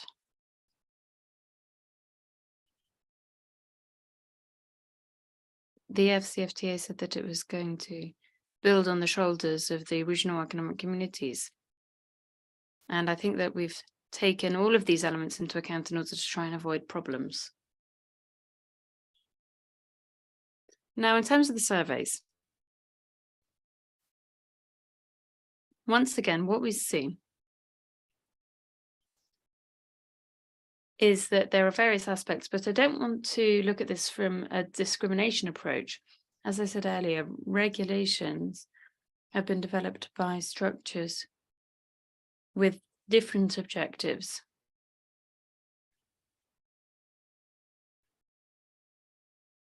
And in trade agreements, we aim to promote trade with other countries. So we identified various issues within regulations. And I believe that in the years to come,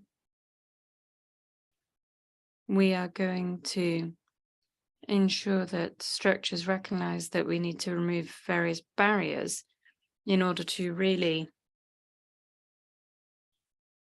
respect our commitment to the agreements as we've undertaken. Thank you. Sekou? Merci. Thank you. I'd perhaps just like to add a small thing. Within AFCFTA, we have combined schedules such as in the EU. We've got ECOWAS. We've got sub-regions within ECAS, and then we've got all of the other African communities. And so the question is whether regulatory surveys really reflect discrimination elements within policies?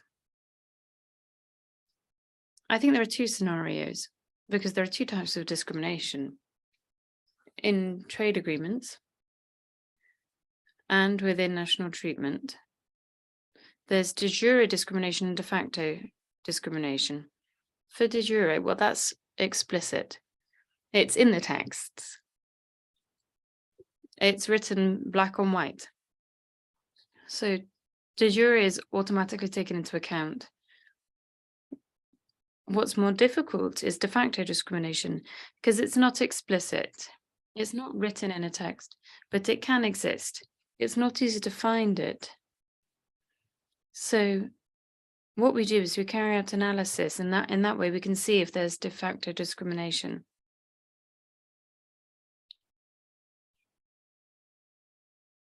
And when we try to add to this with other surveys, not necessarily a regulatory survey, but for example,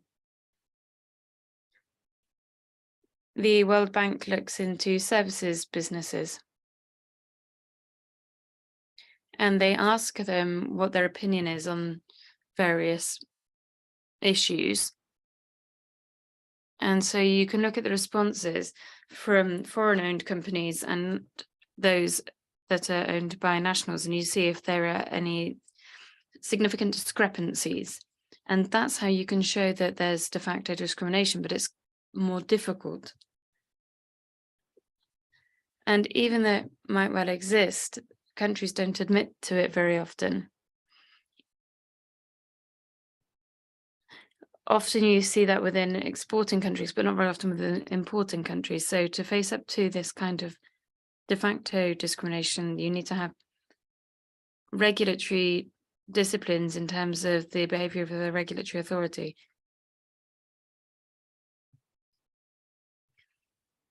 And so it's more difficult to tackle because it's less explicit, because it's not written in the texts. Thank you. Merci. Thank you. Oui, Yes, I'll give you the floor. merci. Merci à tous. Thank you to all of the panelists. I'm Liza Banour. I'm Director General of the Economic and Commercial Cooperation within Tunisia. Why does the CFTA want offers to be WTO aligned?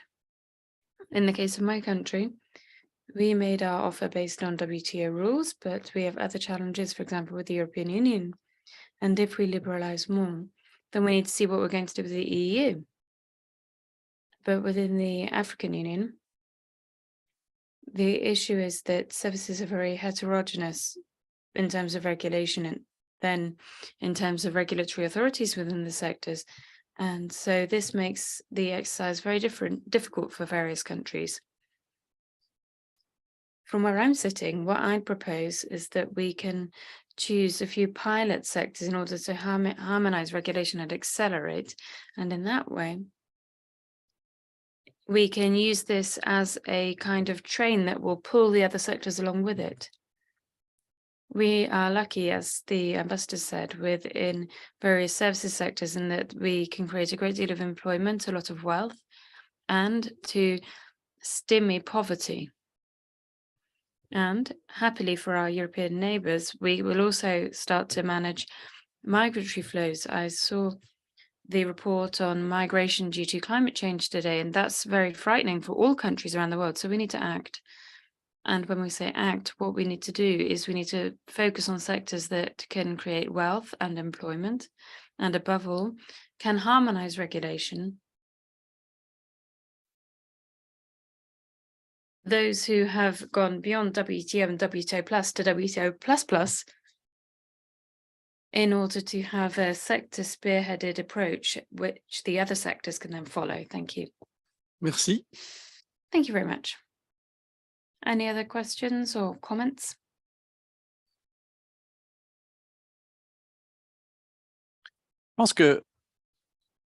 I think that on that level, the idea of liberalizing beyond WTO, you need to recall that WTO commitments between 24 to 27 years old is from another world, technologically speaking, and environmental terms. It really is another world because there's quite considerable catch up that needs to be undertaken. But in the negotiations, the preferences, there's an obligation under Article 5 of GATS to go beyond liberalizing, to go beyond that. Now, do you do that in a short list of priority sectors? That's what the regions seem to prioritize. The majority of the regional economic communities seem to be proceeding based on that. It's the same thing, for example, in ASEAN. So it is an idea we can discuss, but I don't think we can debate the obligation of going beyond WTO. It is both a legal obligation and a necessity, I'd say, and in economic terms, given how long these commitments have been in place. In the WTO agreement, if member countries of the WTO were simply to consolidate their preferential commitments, then we would be at a level of commitment that would be extremely significant without even liberalizing anything at all, without subscribing to new commitments. That could be a formula which could re-dynamize the negotiation process at the WTO, which is pretty much dead and has been for much too long now, which in some ways feeds into the discredit that we suffer in this organization. So it's very important. Does that throw up any remarks or comments from you?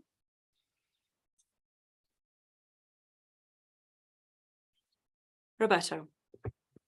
No, I just can't resist the chance to clarify a very important point when we deal with trading services. Remember that trading services, no matter in which country you are, no matter in which continent you are, will always be regulated for public policy objectives. Liberalization or rollback of trade does not, and I want to emphasize this, does not mean that you have to deregulate. And this is one of the most typical confusions of a lot of policymakers. They think that to liberalize means that you're opening and you're no longer, the state doesn't have capacity to regulate. There's nothing more wrong than the truth. The states always regulate. What you are discussing is whether or not the regulation should be non-discriminatory or not, or should entail market access restrictions or not. And if you think in terms of services, in services, let me give you an example to show how different in trading services appears than to trading goods. In trading services, let's assume that Tunisia or any other country wants to ensure that its financial laws protect the customers and prevent money laundering. Very legitimate point of view, very legitimate public policy objective. Does it make sense for development for a country to allow money laundering to nationals and not to allow money laundering from foreigners? Doesn't make any sense. You have to prevent money laundering for everybody.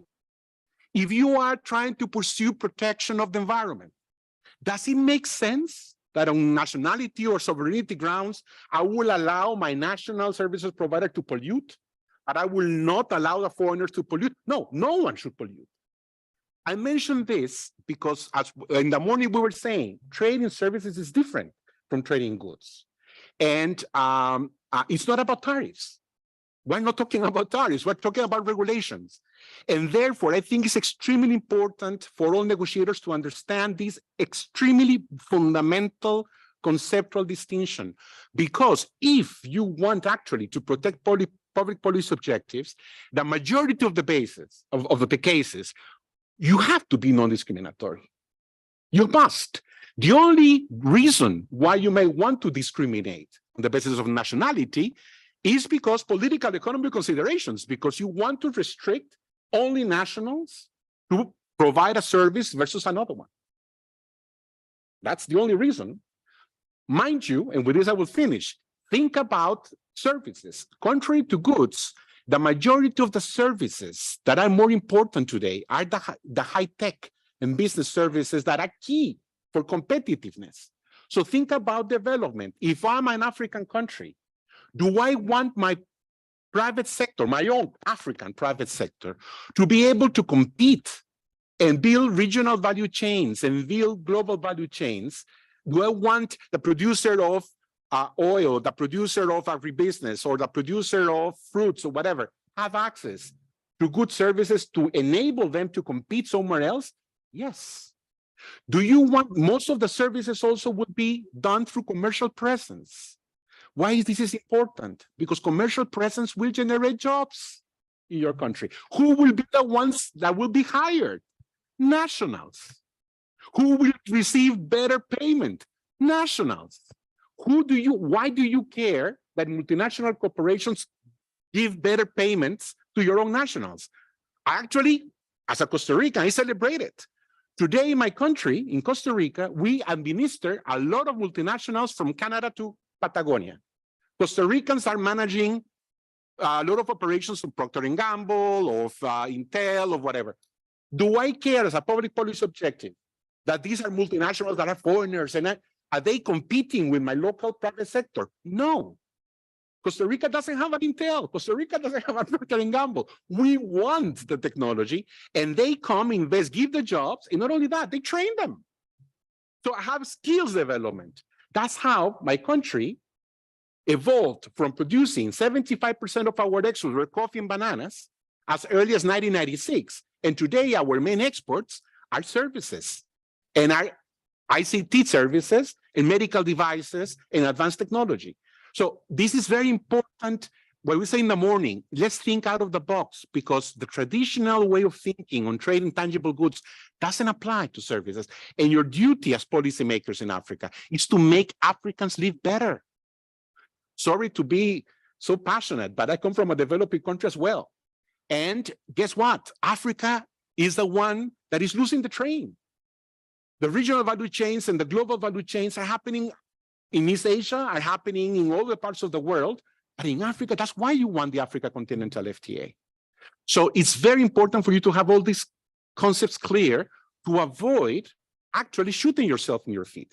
But I understand that tomorrow we will have another chance to drilling on these topics in the activity that GIZ has organized.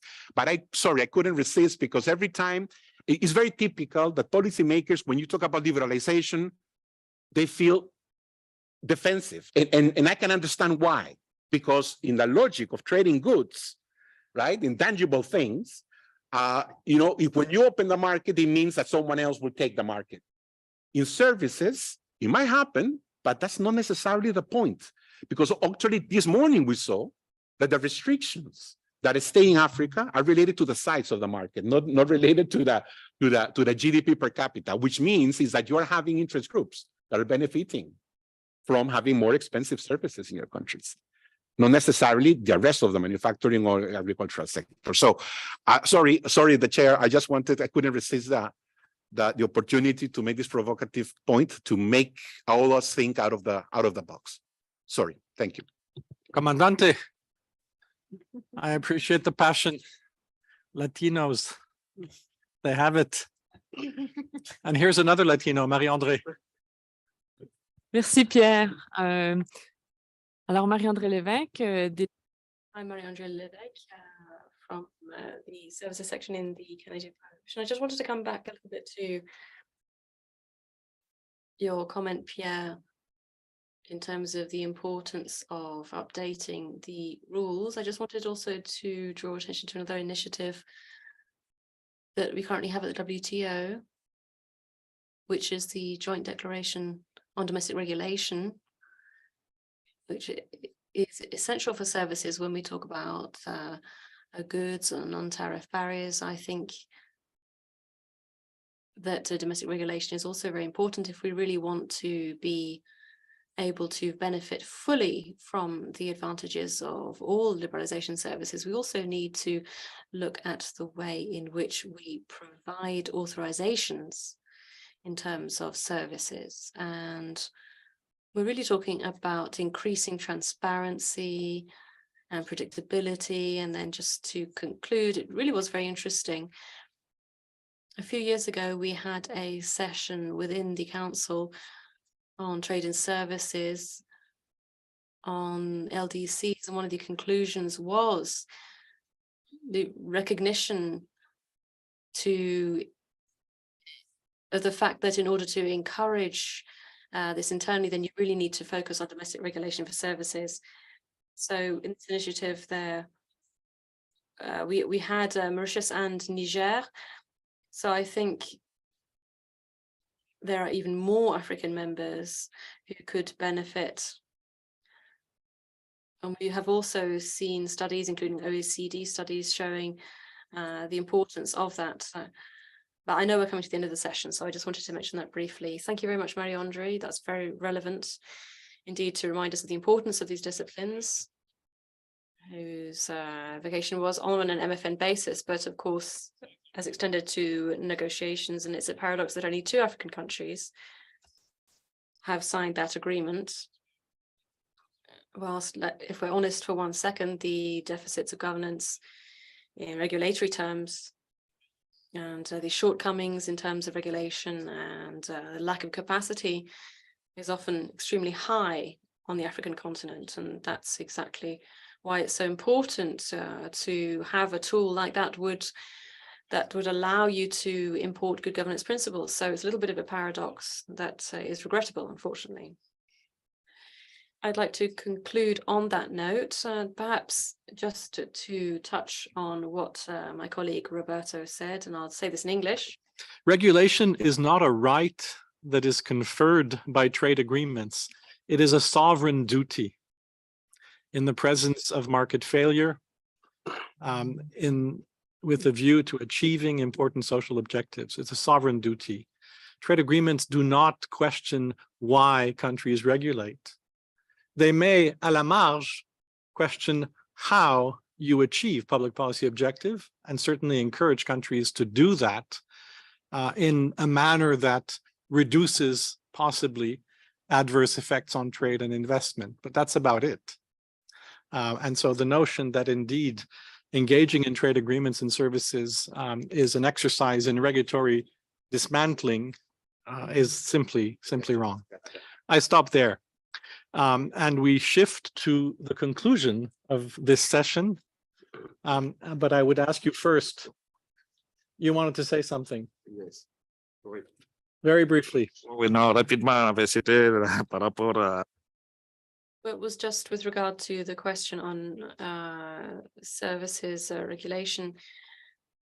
I think it's a very important question. Of course, there are 2 African countries, Mauritius and Nigeria, but I think that with the regulatory service that we have, it will serve to encourage some countries and perhaps assist them looking at that document and seeing what paragraph they like and what they don't like. And I think that's important to help trade in that area. But another important point for trade in LDCs, which is something that's interesting to implement, is that there is also initiative in terms of services derogations for LDCs, and I think that, or a waiver for LDCs, and I think that might be interesting in terms of the regulatory aspects. That might also serve to encourage LDCs to participate in those initiatives. And that waiver is much more linked to that issue, but there are very few elements on the regulatory issues. So I think that's something that is maybe blocking it. Merci. Thank you. So we're going to conclude that session on that note, and I would ask for you to join me in applauding the presenters. Thank you.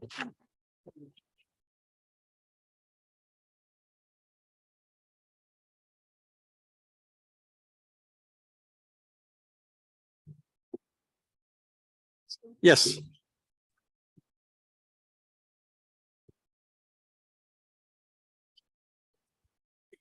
Thank you. 4th floor.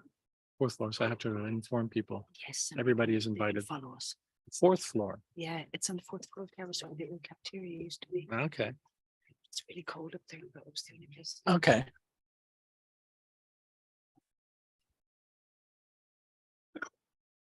I've just been informed to share with you perhaps what is the most important piece of information of this day. Drinks will be served on the 4th floor of the WTO building. I didn't know there was a 4th floor to this building.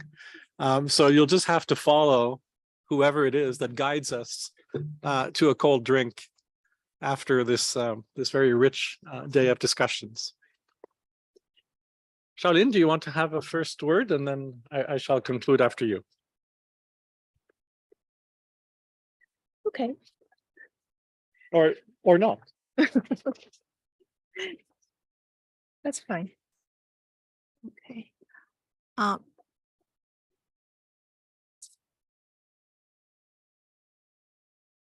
Just wanted to say that Pear has announced a drink on the 4th floor.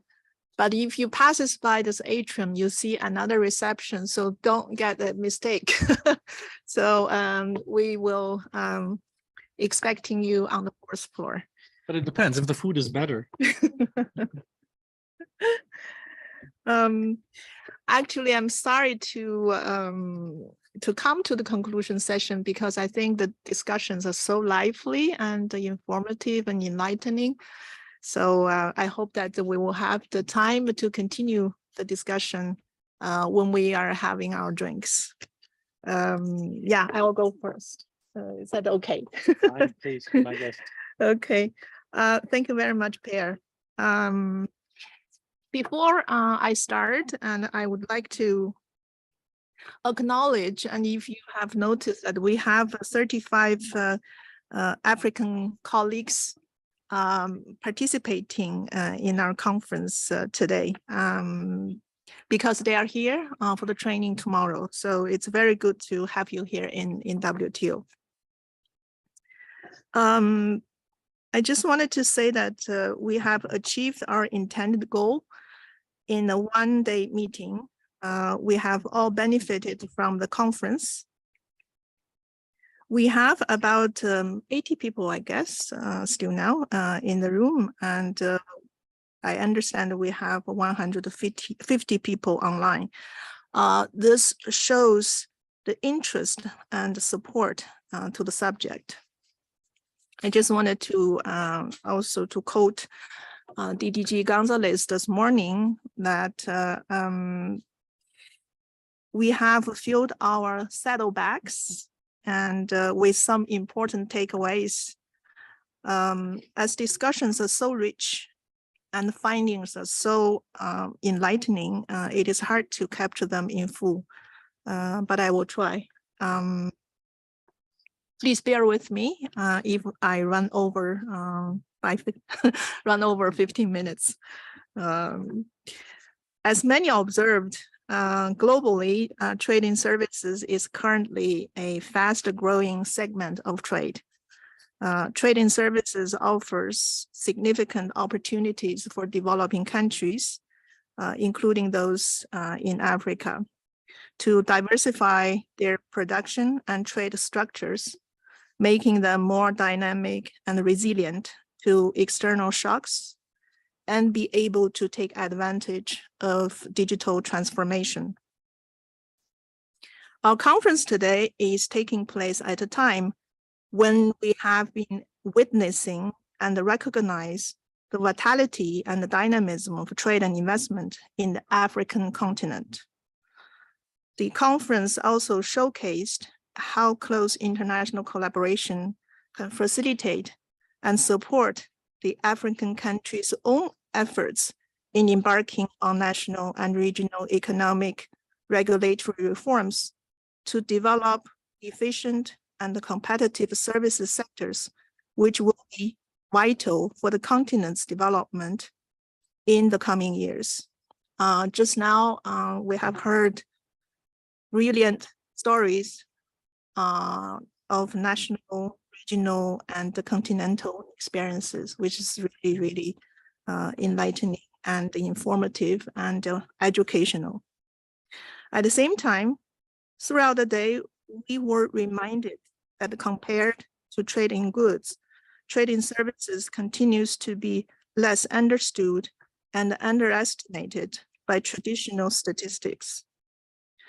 services trade policies, all of regulatory origin, are less transparent and generally show very high levels of restrictiveness in comparison to the protection given to the goods producing sectors, resulting in services where the cost of trade is twice as high as trade in goods.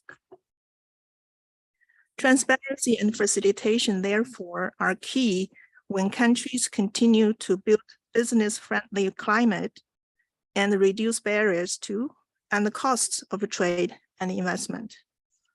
To achieve transparency and better understanding the situation on the ground, it is where the regulatory survey plays a crucial role. In this context, I can't help but commend my colleagues at the WTO and the World Bank and all the consultants involved for having carried out this immense task, which for the first time simultaneously surveyed services trade policies in a wide cross-section of sectors in all African countries.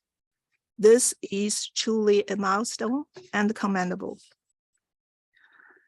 This information we're sharing today helps to bridge the gap in diagnosing the country's policy environment and doing cross comparisons of policies across economies, sectors, subsectors, as well as modes of supply, and will serve to significantly advance the transparency of trade policies on services.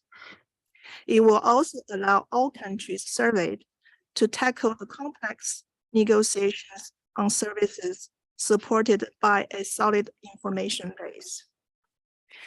In the interest of time, I will not go into to cover all good points coming out of the discussion.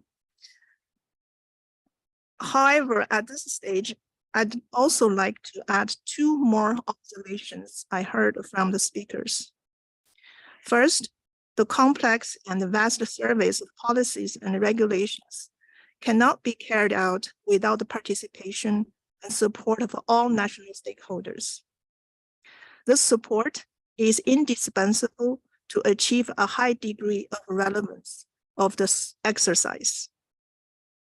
Second, such complex and vast surveys of policies and regulations cannot be carried out without the participation of large, professional, and well-coordinated work teams. I once again congratulate my colleagues at the bank and the WTO for this very important work. It is also to say that it will not be possible to carry out projects of this magnitude without committing substantial financial resources. In this sense, the contribution of the German Ministry of Economic Cooperation and Development through its implementing agency, GIZ, the EU and ITC have been instrumental. So on both fronts, I would like again to extend our thanks to our partners for their continued support to this project. Now, from a more WTO perspective, people may ask, how is this survey project embedded in the work program of the WTO, and what will be the next steps? As you know, one of the fundamental aspects of discussions in the framework of the WTO reform, as requested by members, is the promotion and improvement of the transparency of trade policies. In the case of trade in services, service such as this one undoubtedly complements the information that the governments can provide through channels such as notifications. Unlike notifications, which are punctual and sporadic, policy surveys allow a global vision of the regulatory and the policy framework in different sectors. Therefore, we see that positive synergies can be created between these surveys and the notification and transparency obligation in the WTO. In this sense, These joint surveys by the World Bank and the WTO have contributed, hopefully, in all the countries of the region to a better understanding of trade in services and of the sectoral policies that affect trade in services as diverse as professional, health, tourism, transport, postal, and career services, etc. This has enabled a better understanding of the scope of the negotiations on trade and services on the part of the sectoral authorities, which will in turn contribute to a better understanding of the importance of notifying trade policy changes to the WTO. These surveys can also contribute significantly to various areas of work at the WTO, starting with economic research. It is information such as this and the quantifications such as the joint World Bank and WTO STRI that will allow additional research on the effects of services trade policy, on services trade costs, on economic diversification, and on integration to global services trade flows. In this regard, I would like to repeat that the material presented this morning with both qualitative and quantitative results arising from the survey of African policies is not publicly available. A challenge is to keep this information up to date. As you know, these surveys are part of the joint World Bank and WTO Services Trade Policy Database displayed through the WTO IT webpage, and in which there is also regulatory information and the STRIs for another 75 economies. Is currently being updated and expanded, and in a few months, the STPD will contain up-to-date information on trade policy and STRI from 129 countries in all services sectors shown today. Before I close, I would also like to note that there is a strong call to continue or keep going about this work. And this is certainly a remarkable acknowledgement of our joint collaboration. We hear you. In concluding, let me thank ambassadors, delegates, participants, the World Bank, ITC, the German Ministry of Economic Cooperation and Development through its implementing agency, again, the GIZ and the OECD colleagues, as well as moderators, speakers, and my colleagues. Now I name Juan, Jocelyn, Esther, Laura, Clemens, Sheila, and Francine. But of course, I leave with Roberto to acknowledge your colleagues from the bank side. Yes, they have made great contributions to the collaboration and to the success of the project itself and also the conference today. My thanks also go to colleagues of conference services and interpreters. This is truly a multi-stakeholder endeavor in action and for action. Now I realize that I probably jumped the gun to thank all of you, and but now I would give back the floor to Pierre to say a few words. Thank you. Thank you very much, Shaolin. Let me thank the interpreters before they leave, but I won't hold you for very long, I promise. But thank you so much. I'd like to, of course, conclude this session, which I found extremely rich. I learned a lot, even at my advanced age. It's a good thing that we keep learning. So I'd like to thank our friends at the WTO for their hospitality, but also the way in which they organized this session today, this conference. Extremely well done. But also for their collaboration throughout the work on the STRI. You know, it's rare in life that you get to work closely with people you really like, people that are your close friends that you've known forever. And that's been, I think, part of the process here. And that's probably also why it's been very successful. I think we can be proud of the global public good that we have produced together. So, huge kudos to our colleagues in the WTO. I'd like, of course, as Shaolin did, thank everyone who spoke today, especially the brilliant moderators. No, I'm kidding. Yes. It was, as I said, I think a very rich discussion. From a World Bank perspective, I would just like to focus on a few key takeaways. Where do we see this work going from our institutional perspective? Firstly, on the STRI front, we're going to have what, 129 or 130? 130 at the end of the fiscal year. At the end of the fiscal year, which means 30 June. Our fiscal year ends at the end of June. So we're going to have detailed information on 130 countries. And I was just thinking today how this is going to inform really a tidal wave of new scholarship, because this data allows for such interesting work of testing new hypotheses of what is driving service sector reforms, what stands in the way of service sector reforms, how does it correlate to levels of economic development, to pathways of economic development. So I think this is something that we very much intend to produce, but also to collaborate with people in academia, in think tanks, and other organizations to produce this kind of analysis that this fantastic database allows to mine.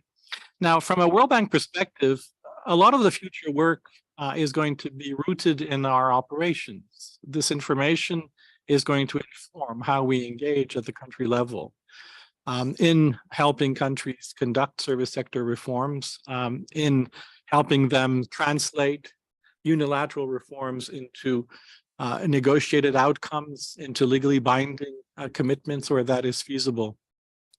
And my advice to those of you in this room who are from individual African countries is reach out to our country offices in your respective countries. That's where the money is, actually. It's not so much with the global trade teams in Washington. Country offices have tremendous resources, and then they relay the message, we need to do this work. This has to be inscribed in our program of work. And so I very much encourage you to do that, because we're going to be engaging at the country level in our operations and furthering this work. We're also going to be trying to raise resources. Bernard rightly said, STRI is always a work in progress. It's never done. It's actually a static perspective that we have to keep dynamic by reinvesting in this exercise as policies change, as regulatory conditions evolve. And so we are going to play our role in mobilizing resources.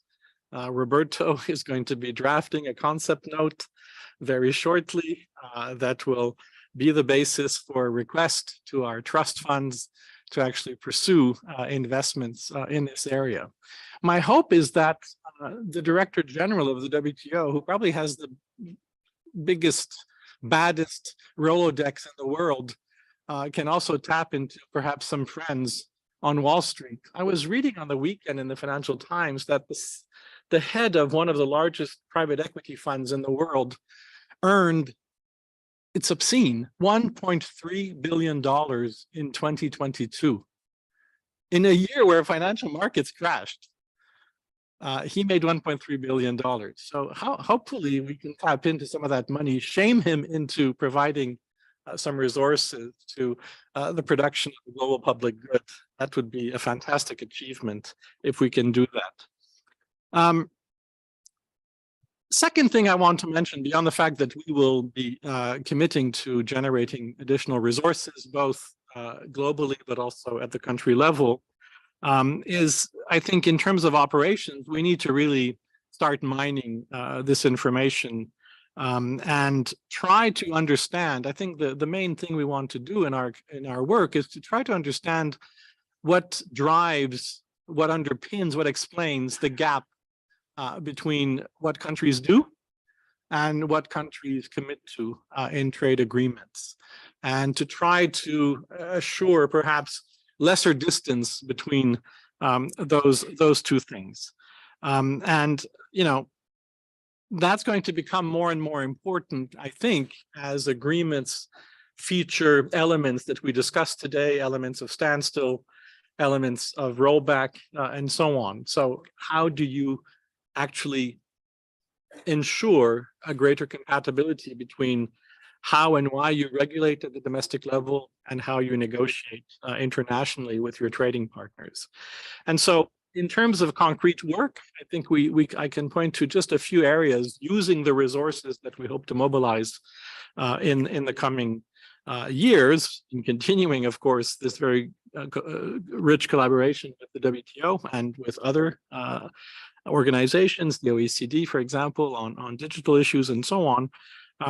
Essentially, we want to do, I would say, 5 or 6 things. One is really try to convince countries to consider, and especially in the CFTA context, because that's where the economies of scale in outcomes is going to be strongest, is to embed a standstill. It's not in the protocol, but it can very much be in how countries schedule commitments under the agreement. Also, what is in the protocol is the progressive liberalization of trade and services on a continental basis.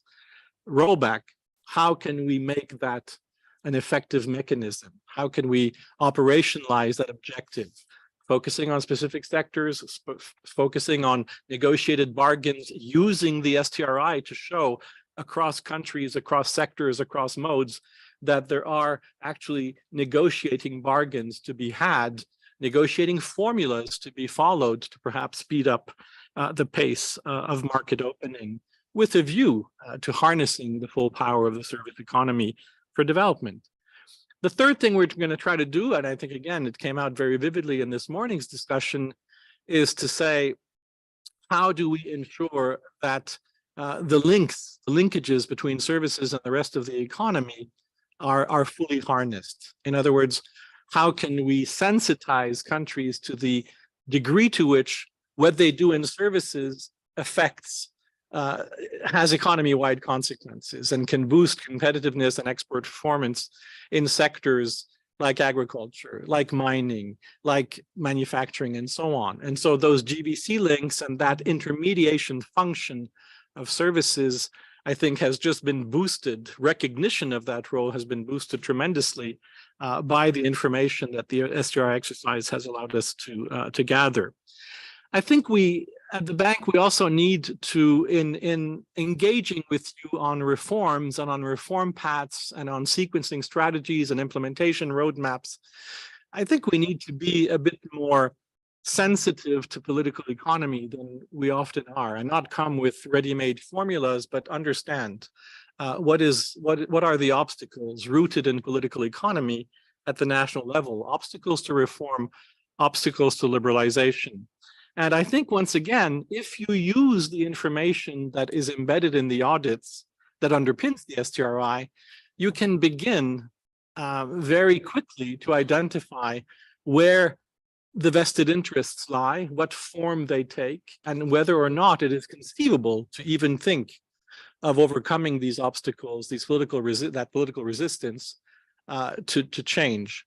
And I've seen that operate in countries that are able to really produce a very rich dialogue, public-private dialogue, within government dialogue, on why do we regulate this way? What are the objectives we're trying to pursue? Are we satisfied that we're achieving this public policy objective?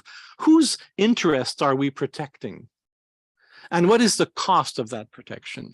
That's how you use a regulatory audit to improve, not only to encourage a culture of regulatory reform, of regulatory review, but also a deeper questioning of what kind of a regulatory state are we? And how is this aligned to our longer term development strategy? And then finally, there is an empirical dimension to the work we want to do, and that is to focus on STRI metrics.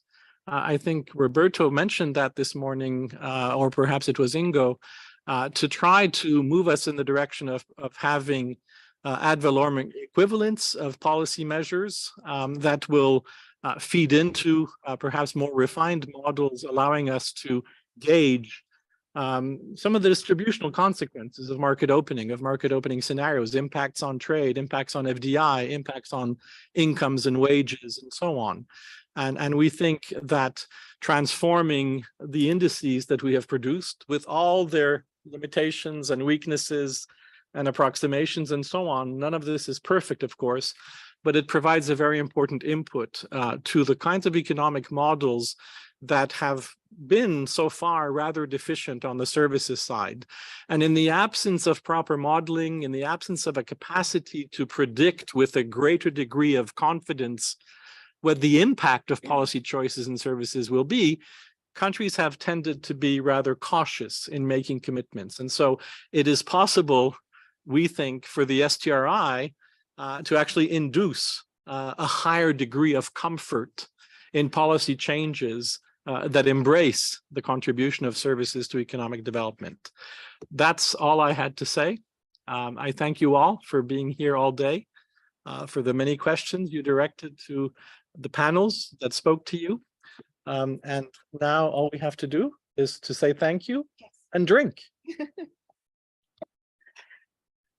Thank you all for participation, and we go for drinks.